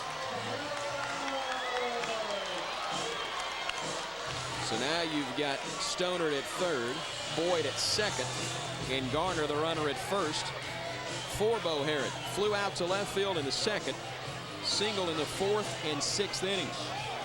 Has home run power, 8 on the year with 39 RBI. Last year, in this situation, he was money for the tie. Somewhere in the neighborhood of 3 grand slams. Takes a breaking ball there at the belt for a strike, and it's 0-1. Clutch pitch to start things off by Register. Tying run at second. In the person of Brent Boyd, Travis Garner, the lead run, is at first. The 0-1. Grounded left side. Sherholtz can't get there. A run will score. Will it be 2? Boyd's going to head for the plate. The throw will come to the infield, and we are all tied at 6. 2-run single off the bat of Bo Herod. And Alabama has made the long climb back. You mentioned that Herod was money last year. It was money there. Base hit to left. Sherholtz did his best to try and get his glove on the ball, but could not. And Alabama has scored 4 runs here in the bottom of the 7th to tie it up. Gamble didn't even try and throw home to get Boyd. So the hit batsman and the walk come back to haunt Stephen Register. RBI is 40 and 41 on the year for Bo Herod. Bama's been doing it 2 at a time. 2-run homers, and now a 2-run single off the bat of Bo Herod. That'll bring up the 9th man to bat in the inning, Carlos Sosa. Came on defensively an inning ago, and almost, or 2 innings ago I should say, almost was able to bunt his way on in the 6th. The stretch and the pitch, the runner goes, and he hit him. Hit him on the left leg, and let's see how Sosa is. And the runners were moving on the play, and I think Garner had the base stolen anyway. Doesn't matter. They're loaded again. Now for the number 9 man in the order, Grant Redding. Now you see Register, boy, he looked at that guy at second base forever and threw it in. He never did get his target until it was too late, and he plunked Sosa. Right on the left knee. It's the second hit batsman for Register in the inning.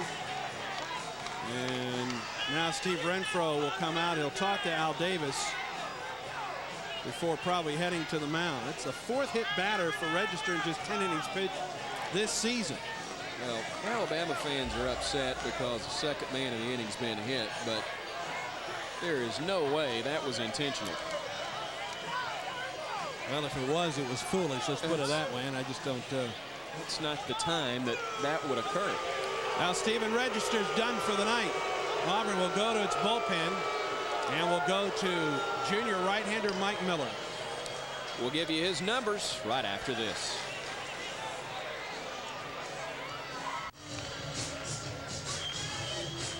Tie ball game in Tuscaloosa, and the third pitcher of the night and the inning for Auburn comes into the ball game, and Mike Miller.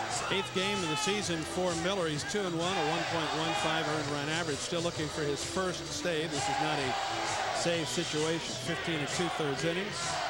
5 runs, 2 earned on 12 hits. He struck out 11, walked 9 on the season. He was Auburn's opening day first baseman. His junior college transfer from Wisconsin, where he both played first base and also pitched.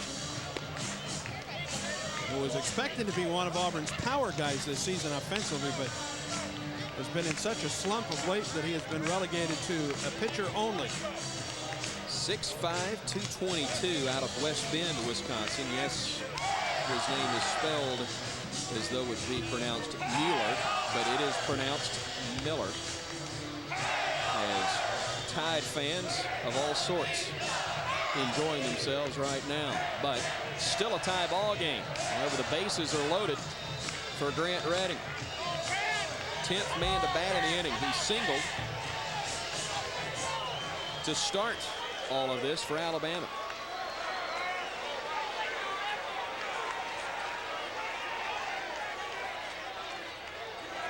First pitch, a strike on the outside corner. And it's 0-1. Garner is the runner at third. Bo Harrod is the runner at second. Carlos Sosa, the runner at first. As Alabama tries to take its first lead of the night. They trailed 5-0 before scoring 2 runs to get on the board. The fly ball to right field, not deep enough to get out of the park. At the warning track, Vines staggers but makes the play. Alabama, though, a big inning. 4 runs, 4 hits, an error, but they leave them loaded in Tuscaloosa. Alabama. Along with Andy Burcham, I'm Chris Stewart. Brand new ball game as Alabama puts 4 runs on the board in the bottom of the 7th. Tie things up at 6 apiece. Auburn scored first with a 5 spot in the 4th. Bama answered with 2 in the bottom half of the inning. Single run in the 5th made it a 6-2 game in favor of Auburn before the Tide tied things up in the bottom half of the 7th. Lance Cormier still on the hill for Alabama. His first pitch to Doug Vines misses for ball 1. It's been an adventure tonight on the base paths and in the field for Mr. Vines, and yet he still is 2 for 3 with an RBI. The 1-0 misses low and away, and it's 2-0. Cormier weathering a big storm in the 4th and also a bit of a rocky 5th inning, but has retired 7 out of the last 8 men he has faced. The 2-0 in there for a strike, and it's 2-1. See if the Tigers can answer back. Had to have some sort of a lift getting out of the bases loaded jam despite giving up 4 runs. Count evens now at 2-2. Look how close Doug Vines crowds the plate. Right up on top of it. Cormier once, he might be able to get a fastball underneath the hands of the Auburn right fielder. Cormier with 123 pitches thrown. That one misses high and away to run it full 3-2. By my records, he has not walked one tonight. He has struck out 3. Given up a very uncharacteristic 10 hits along with the 6 runs. The line with a 3-2 pitch slapped foul as Vines battles and stays alive. Vines, Scott Shade, and Tug Hewlett. 6, 7, and 8 spots in the Auburn order due up in this inning.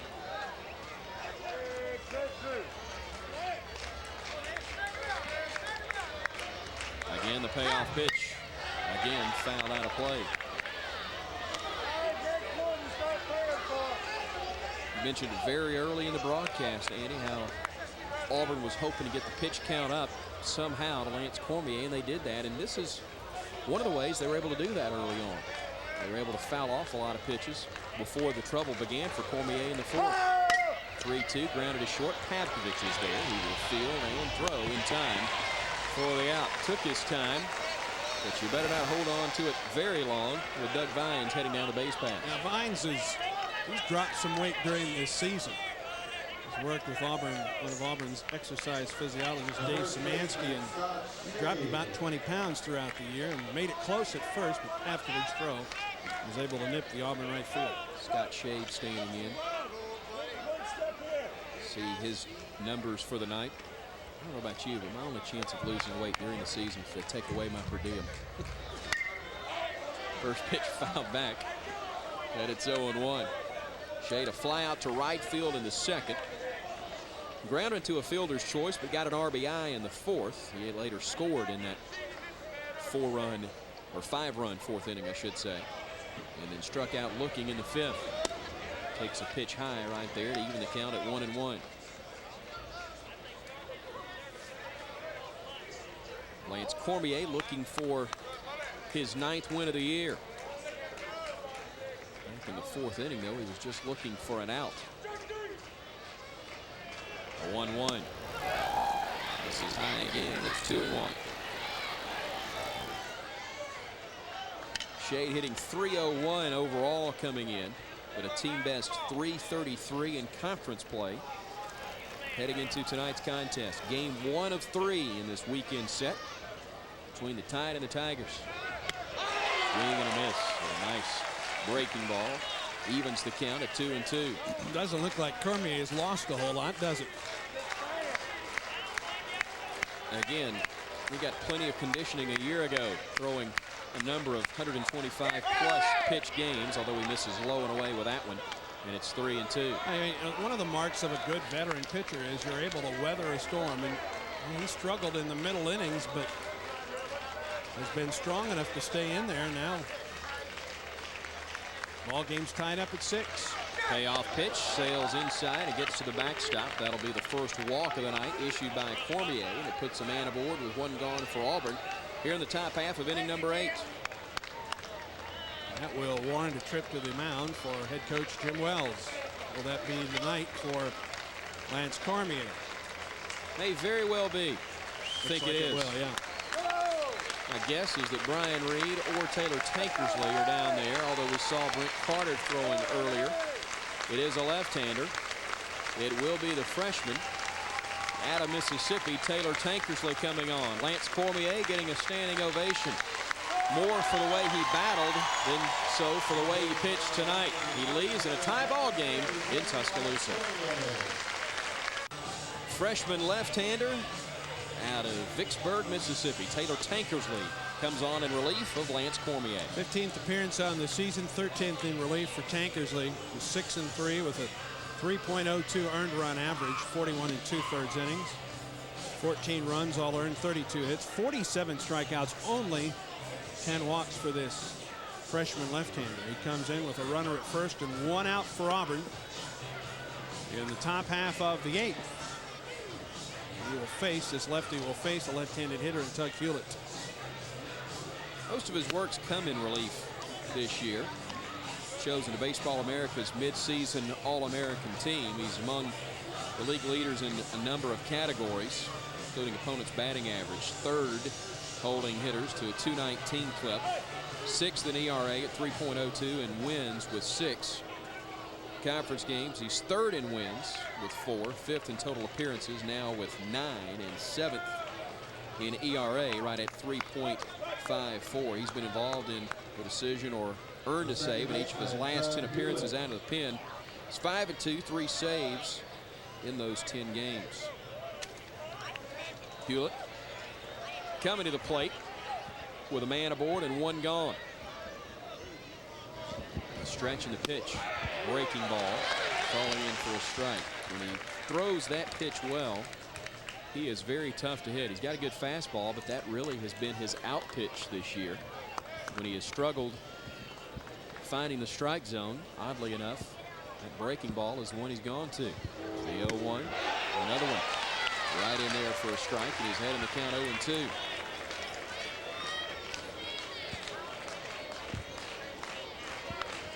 Another way you can tell how well your season is going, though, is how much ribbon there is among teammates.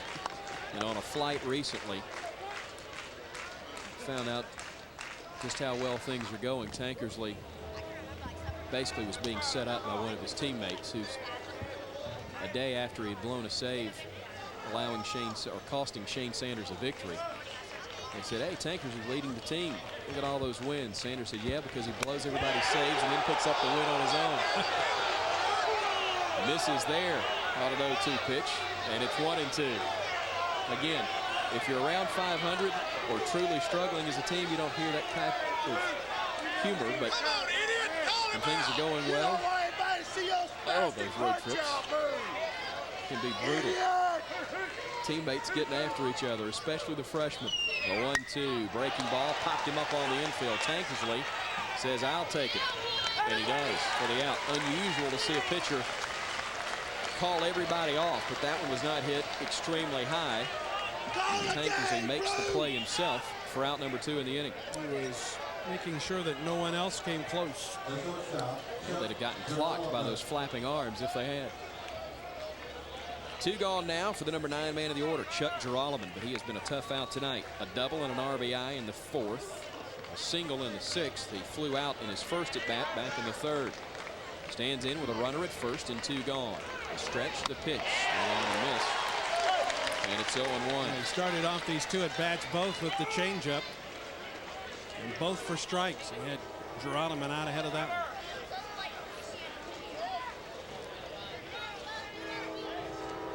The 0-1, swing and a miss at the fastball.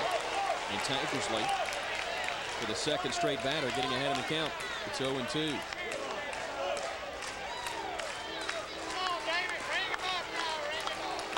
Awfully tough here in Tuscaloosa. A 10-to-1 strikeout to walk ratio at the Joe this year. Almost threw that one to the backstop, however. Brown with a nice stop. Reel it in, and it's 1-2.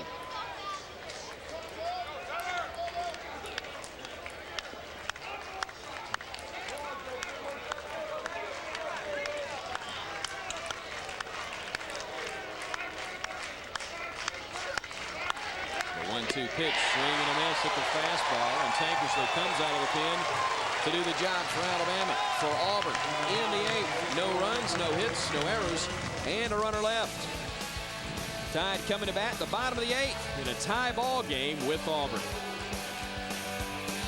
Bottom of the 8th here in Tuscaloosa. If you want to keep up with what's going to be on CSS each day, place for you to go is the CSS website, www.css-sports.com. You'll find our weekly schedule there, as well as other information about our network. CSS, it's your source for sports in the Southeast. Along with Andy Burcham, I'm Chris Stewart. Alabama tied with the Auburn Tigers at 6. Scott McClanahan absolutely crushing one over the left field wall in the 7th inning. He hits one on a hot shot to Girolamo at short here, but a nice play by the Auburn freshman to get the out. Not a lot of margin for error on that one there, as Girolamo goes to the backhand. And a quick throw to get McClanahan at first. Absolute bullet off McClanahan's bat. But there's one gone, and Adam Pavkovich will come to the plate. He doubled back in the 3rd inning. That's his only hit of the night. He has grounded out 3 other times this evening. Game about as even as it can get. 6 runs apiece, 3 errors on each squad. 10 hits for Auburn, only 9 by Alabama.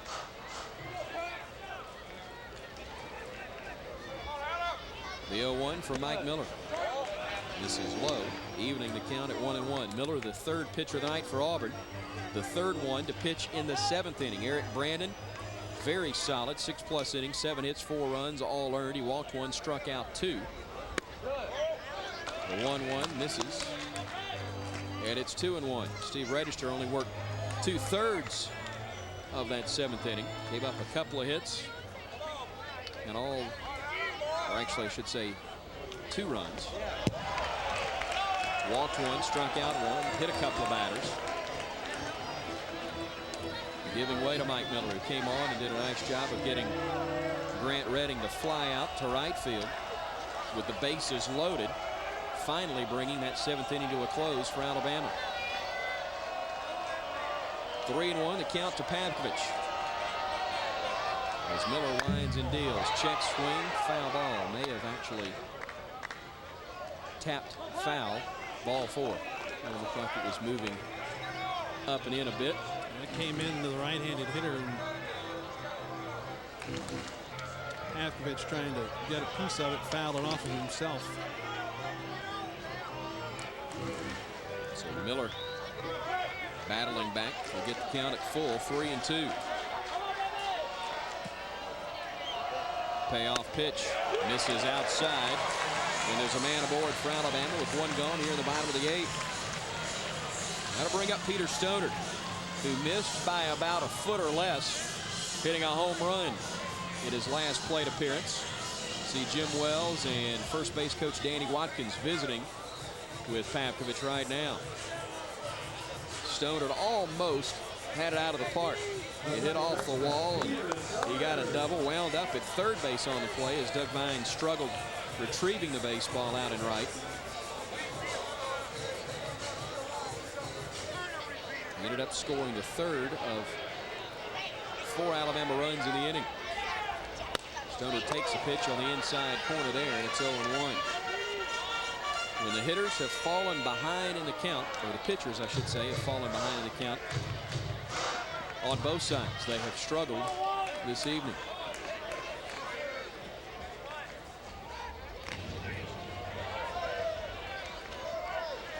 Pavkovich with decent speed, not glaring speed down at first. In fact, he hasn't stolen a base at all this year. Hasn't attempted one.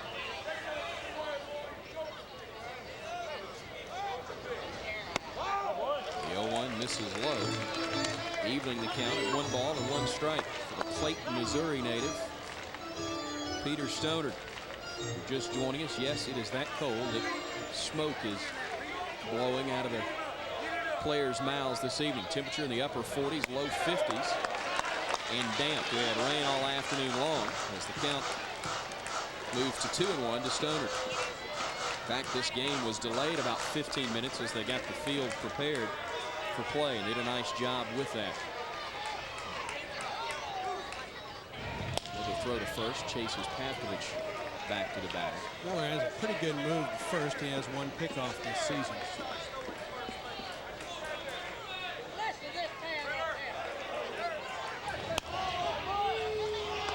Throw might have got number 2 right there. Pavkovich was leaning a bit, a little slow to get back. The throw was a bit high for shade.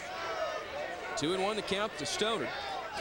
And another throw to first as the lead run, potential lead run, is a dirty one down there at first.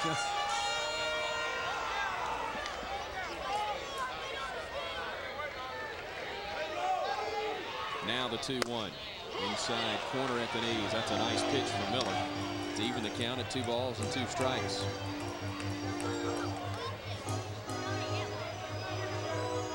Stoner, the top hitter on this Alabama team, coming in with a .394 average, 4 homers, 29 RBI. Keep Pavkovich close at first, making Stoner wait in the process. Usually a patient hitter. He has struck out 11 times, but has walked 18.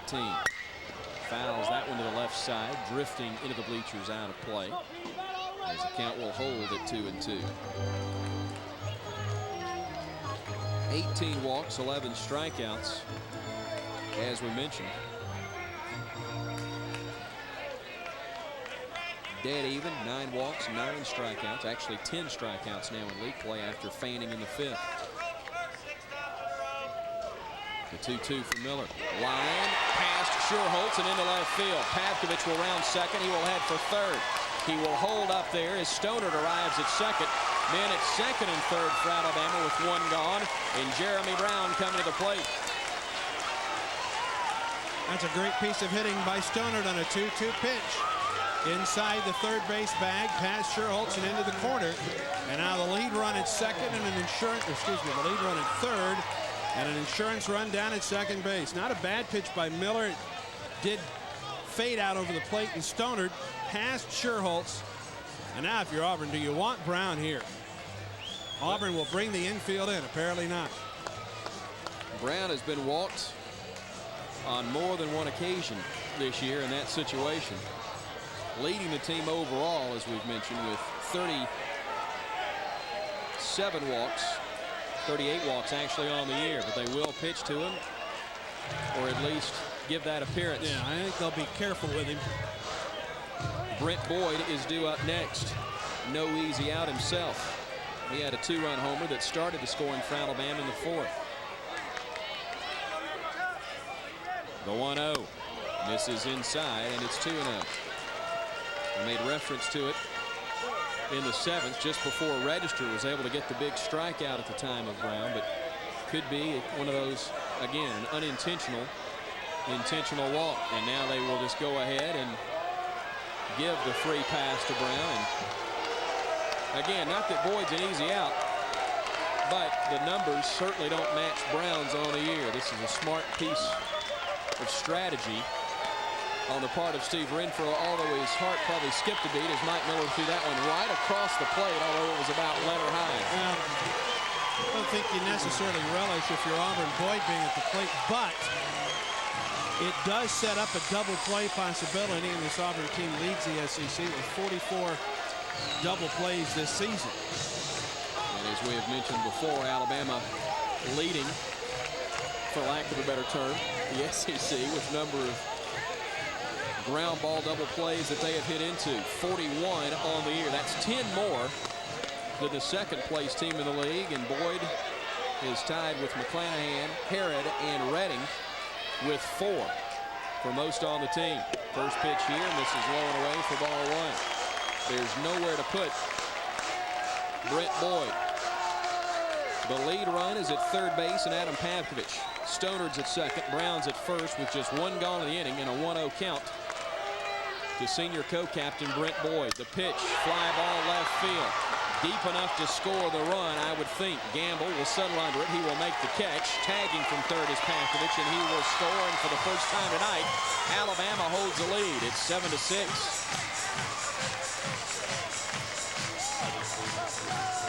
Sacrifice fly in RBI, number 32 on the year for Boyd. Third run batted into the night for Brett Boyd, who hit a 2-run homer in the fourth, with the bases loaded here in the 8th, with a sac fly to left. And Alabama's up 7-6 going to the 9th, at least 7-6 going to the 9th.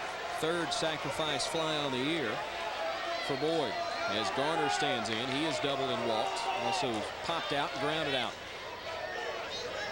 Breaking ball taken for a strike, and it's 0-1. Still good speed at second for Alabama. That's the insurance run that Amy made mention of earlier. Stonard at second, Brown at first.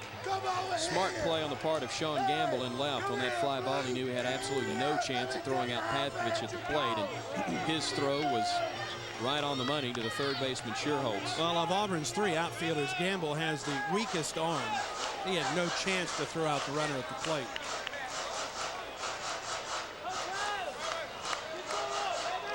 Garner again, a .338 hitter overall, but a team best .413 in league play coming into tonight's game. The 0-1 fastball low and away. Nice job by Pratt. Keep that one from scooting past and going to the backstop. It's 1-1. Alabama trying to do something tonight that no other team has done this season, and that's beat Auburn when Auburn held the lead after the 6th inning. The stretch of the 1-1. Blow it in with a fastball, and it's 2-1.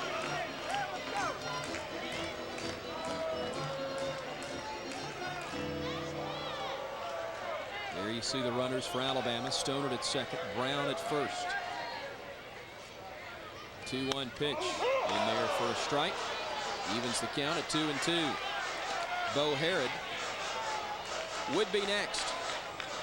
He has had 3 consecutive singles, including a 2-run single that tied the score in the 7th.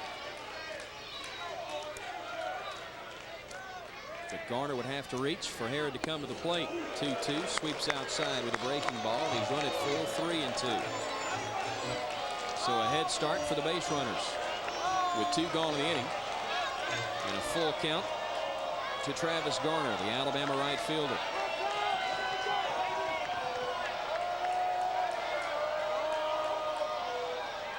There they go.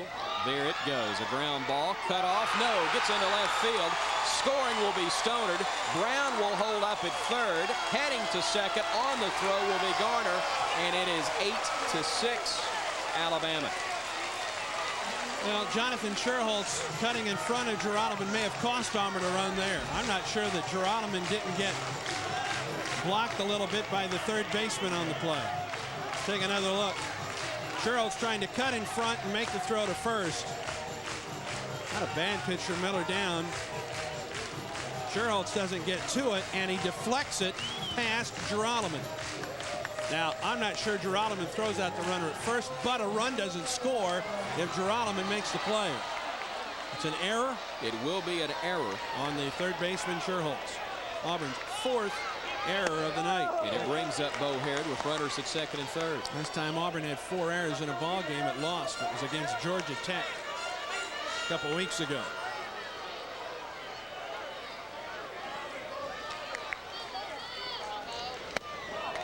Fastball misses low. And it's now 2-0 to Herod. He again 3 for 4 on the night with a couple RBI. Flew out to left field in his first at bat. Since then, 3 consecutive singles. Base hit here would score at least 1. Tide leads at 8-6. There's a high fly ball, but not very deep. Gamble will come in several steps now and make the catch to end the bottom of the 8th for Alabama. But the Tide scores 2 runs on a hit, 1 error, and 2 more runners left on base. We go to the 9th. Tide leading the Tigers by a score of 8-6. You're watching CSS, your source for sports in the Southeast. Mike, Chris Stewart, we go to the top of the 9th inning in Tuscaloosa, Alabama. Crimson Tide leading Auburn 8-6 as we see other scores from around the SEC. South Carolina winner tonight. Florida, boy, doubling up. Georgia. LSU, a winner tonight over Arkansas. And Ole Miss winning at home by a run. That one's in the 8th over Tennessee. And Mississippi State all over the Commodores in the 8th inning in Nashville. Top of the order due up for the Tigers, facing Taylor Tankersley, who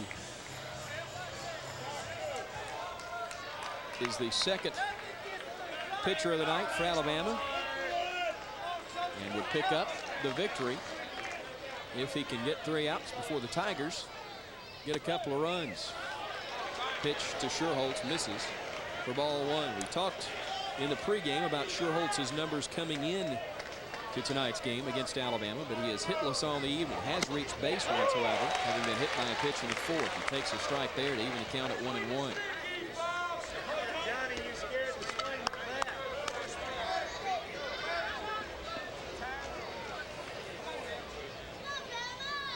The lefty dealing. The pitch called a strike, and it's 1-2.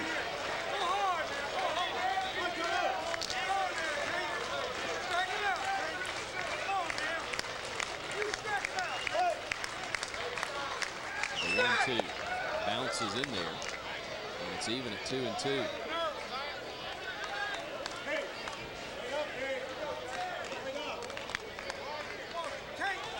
For the 2nd time in 3 weeks, Lance Cormier struggling as Sherholtz hits that one to right field, but Garner is there to make the catch for out number 1 here in the night. He actually has struggled badly by his standards. 2 out of the last 3 weeks. Gave up 4 runs, and despite going the distance, was tagged with a loss last weekend against Ole Miss. But against Kentucky and thus far against Auburn, his teammates have bailed him out with some offensive production. Still work to be done, though, as Sean Gamble stands in. He has doubled and scored a run. Takes a pitch low and away for ball one there.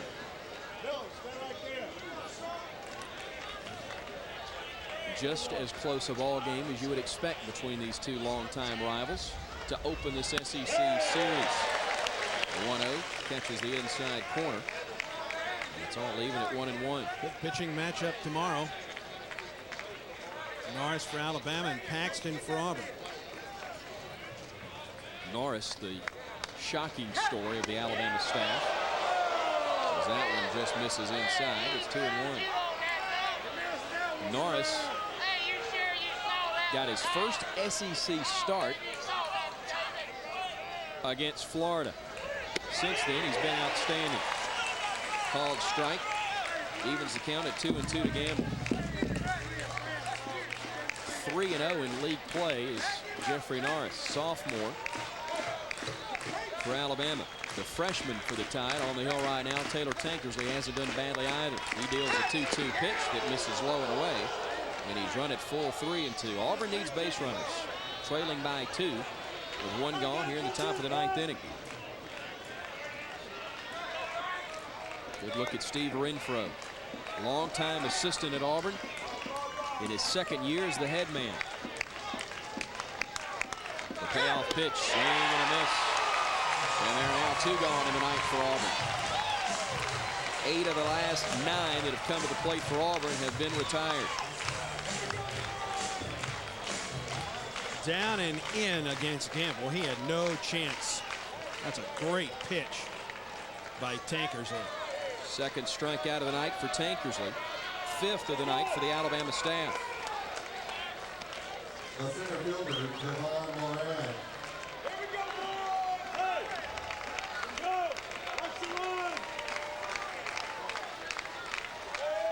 See Moran's numbers on the night. The last chance for the Tigers. Takes a pitch high and away for ball 1, but not a bad guy at all to have at the plate when you need a base runner. If he could reach, Bobby Huddleston, top home run hitter on this club, waits in the on-deck circle, hoping for a chance. 2-0 now to Moran. After losing 4 in a row, including a season sweep or a series sweep last year, which would be a season sweep to Auburn last year in Auburn. Tide fans won't breathe easy until the final out is recorded. 2-0 pitch, called a strike, puts it at 2-1.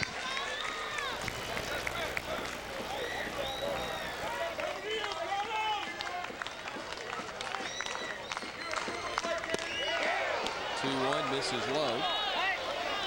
For the 2nd time, Tankersley has fallen behind the count. 2 gone, nobody aboard. Tide leading as Auburn bats in the top of the 9th. 3-1 right through there for a strike. And we're either a pitch away from bringing this one to a close, or perhaps a pitch away from seeing the game extended in the drama building in Tuscaloosa. The 3-2 slapped over the head of Boyd into right field. Garner trying to get there. Moran's going to dig for 2nd. He will arrive standing up. So on a 3-2 pitch, Javon Moran does add to the drama, slapping a double over the head of Brent Boyd and into right field. The Tigers are not done yet. 2nd base hit of the night for Moran on a 3-2 pitch over the first baseman's head. Well, I'll tell you what, Boyd came close to snaring that one. And now Bobby Huddleston, who has 2 base hits on the night, including a double, stands at the plate. The DH grounded out to 2nd in inning number 2. Double to drive home 2 runs in the 4th, singled in the 5th, and grounded to 2nd in the 7th inning. Top hitter on this Auburn squad with a .386 average coming in. He represents the tying run. The pitch, the strike, and it's 0-1. Tankersley trying to pick up victory number 7 on the year. Put him 1 behind Lance Cormier for the team lead. He also has 3 saves on the year. The 0-1 slap foul to the right side. And Huddleston's down to the count 0-2. Brown set up outside on that one. The last thing Alabama wants to do is give Huddleston something out over the plate that he can drive. Tide fans coming to their feet, hoping that the left-hander Tankersley can get a strike and in the ball game. The 0-2 slap down the right field line, but that one too will get into the seats as Huddleston stays alive. Boy, it's been everything on the outside corner here to Huddleston after the first pitch strike.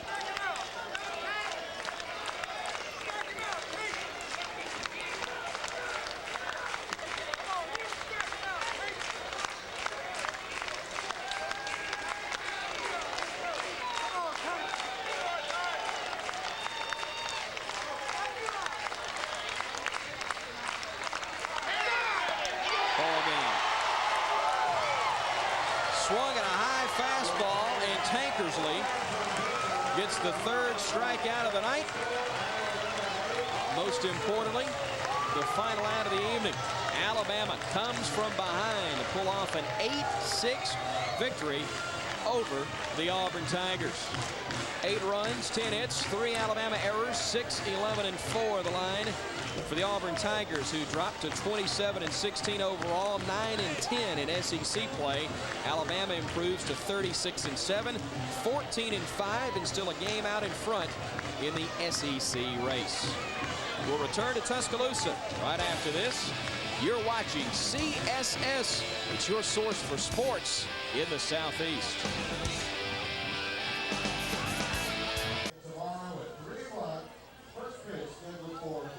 Final score in Tuscaloosa, Alabama coming from 5 runs down to pull off an 8-6 victory here at home and win game 1 of their SEC series with longtime rival Auburn University. Along with Andy Burcham, I'm Chris Stewart, joined now by the head coach of the Crimson Tide, Jim Wells.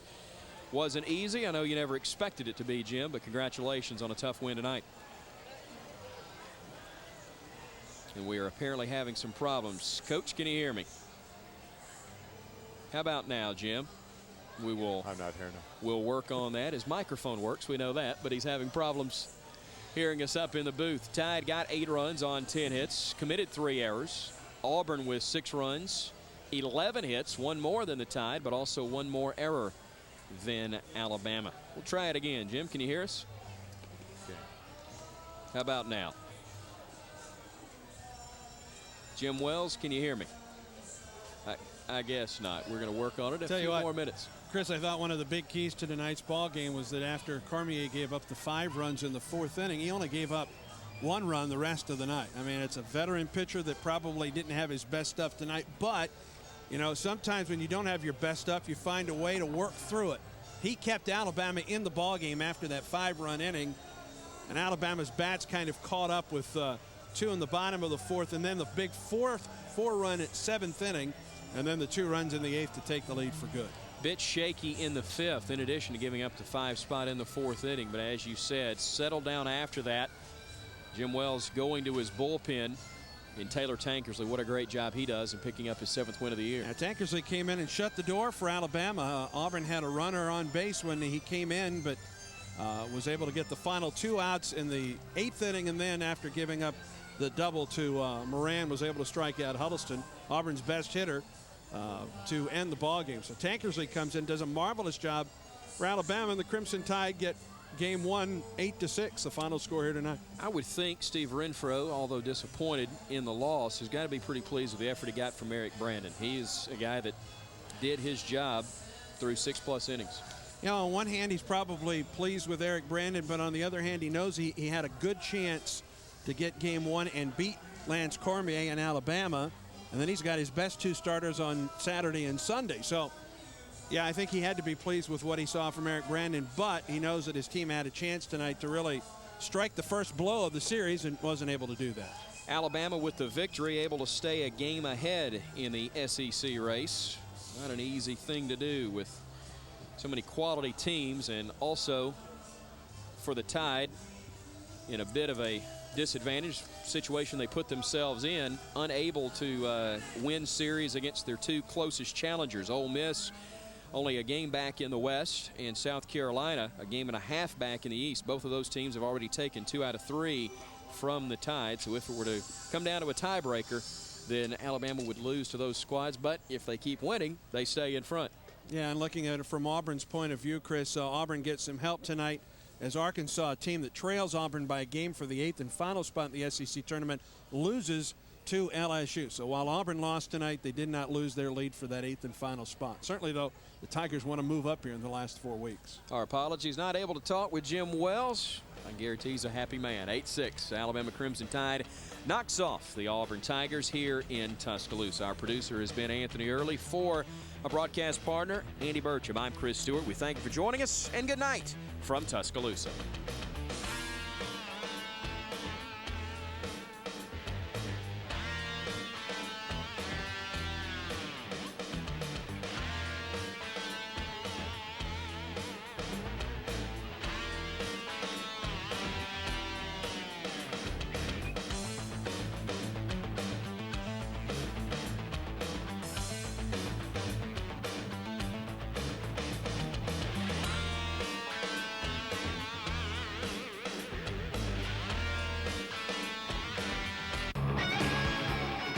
You're watching CSS, a Comcast charter company. CSS is your source for sports in the Southeast. Double in this one. The Phils have dropped 10 of 13. The Rockies 11 of 13. So the Phillies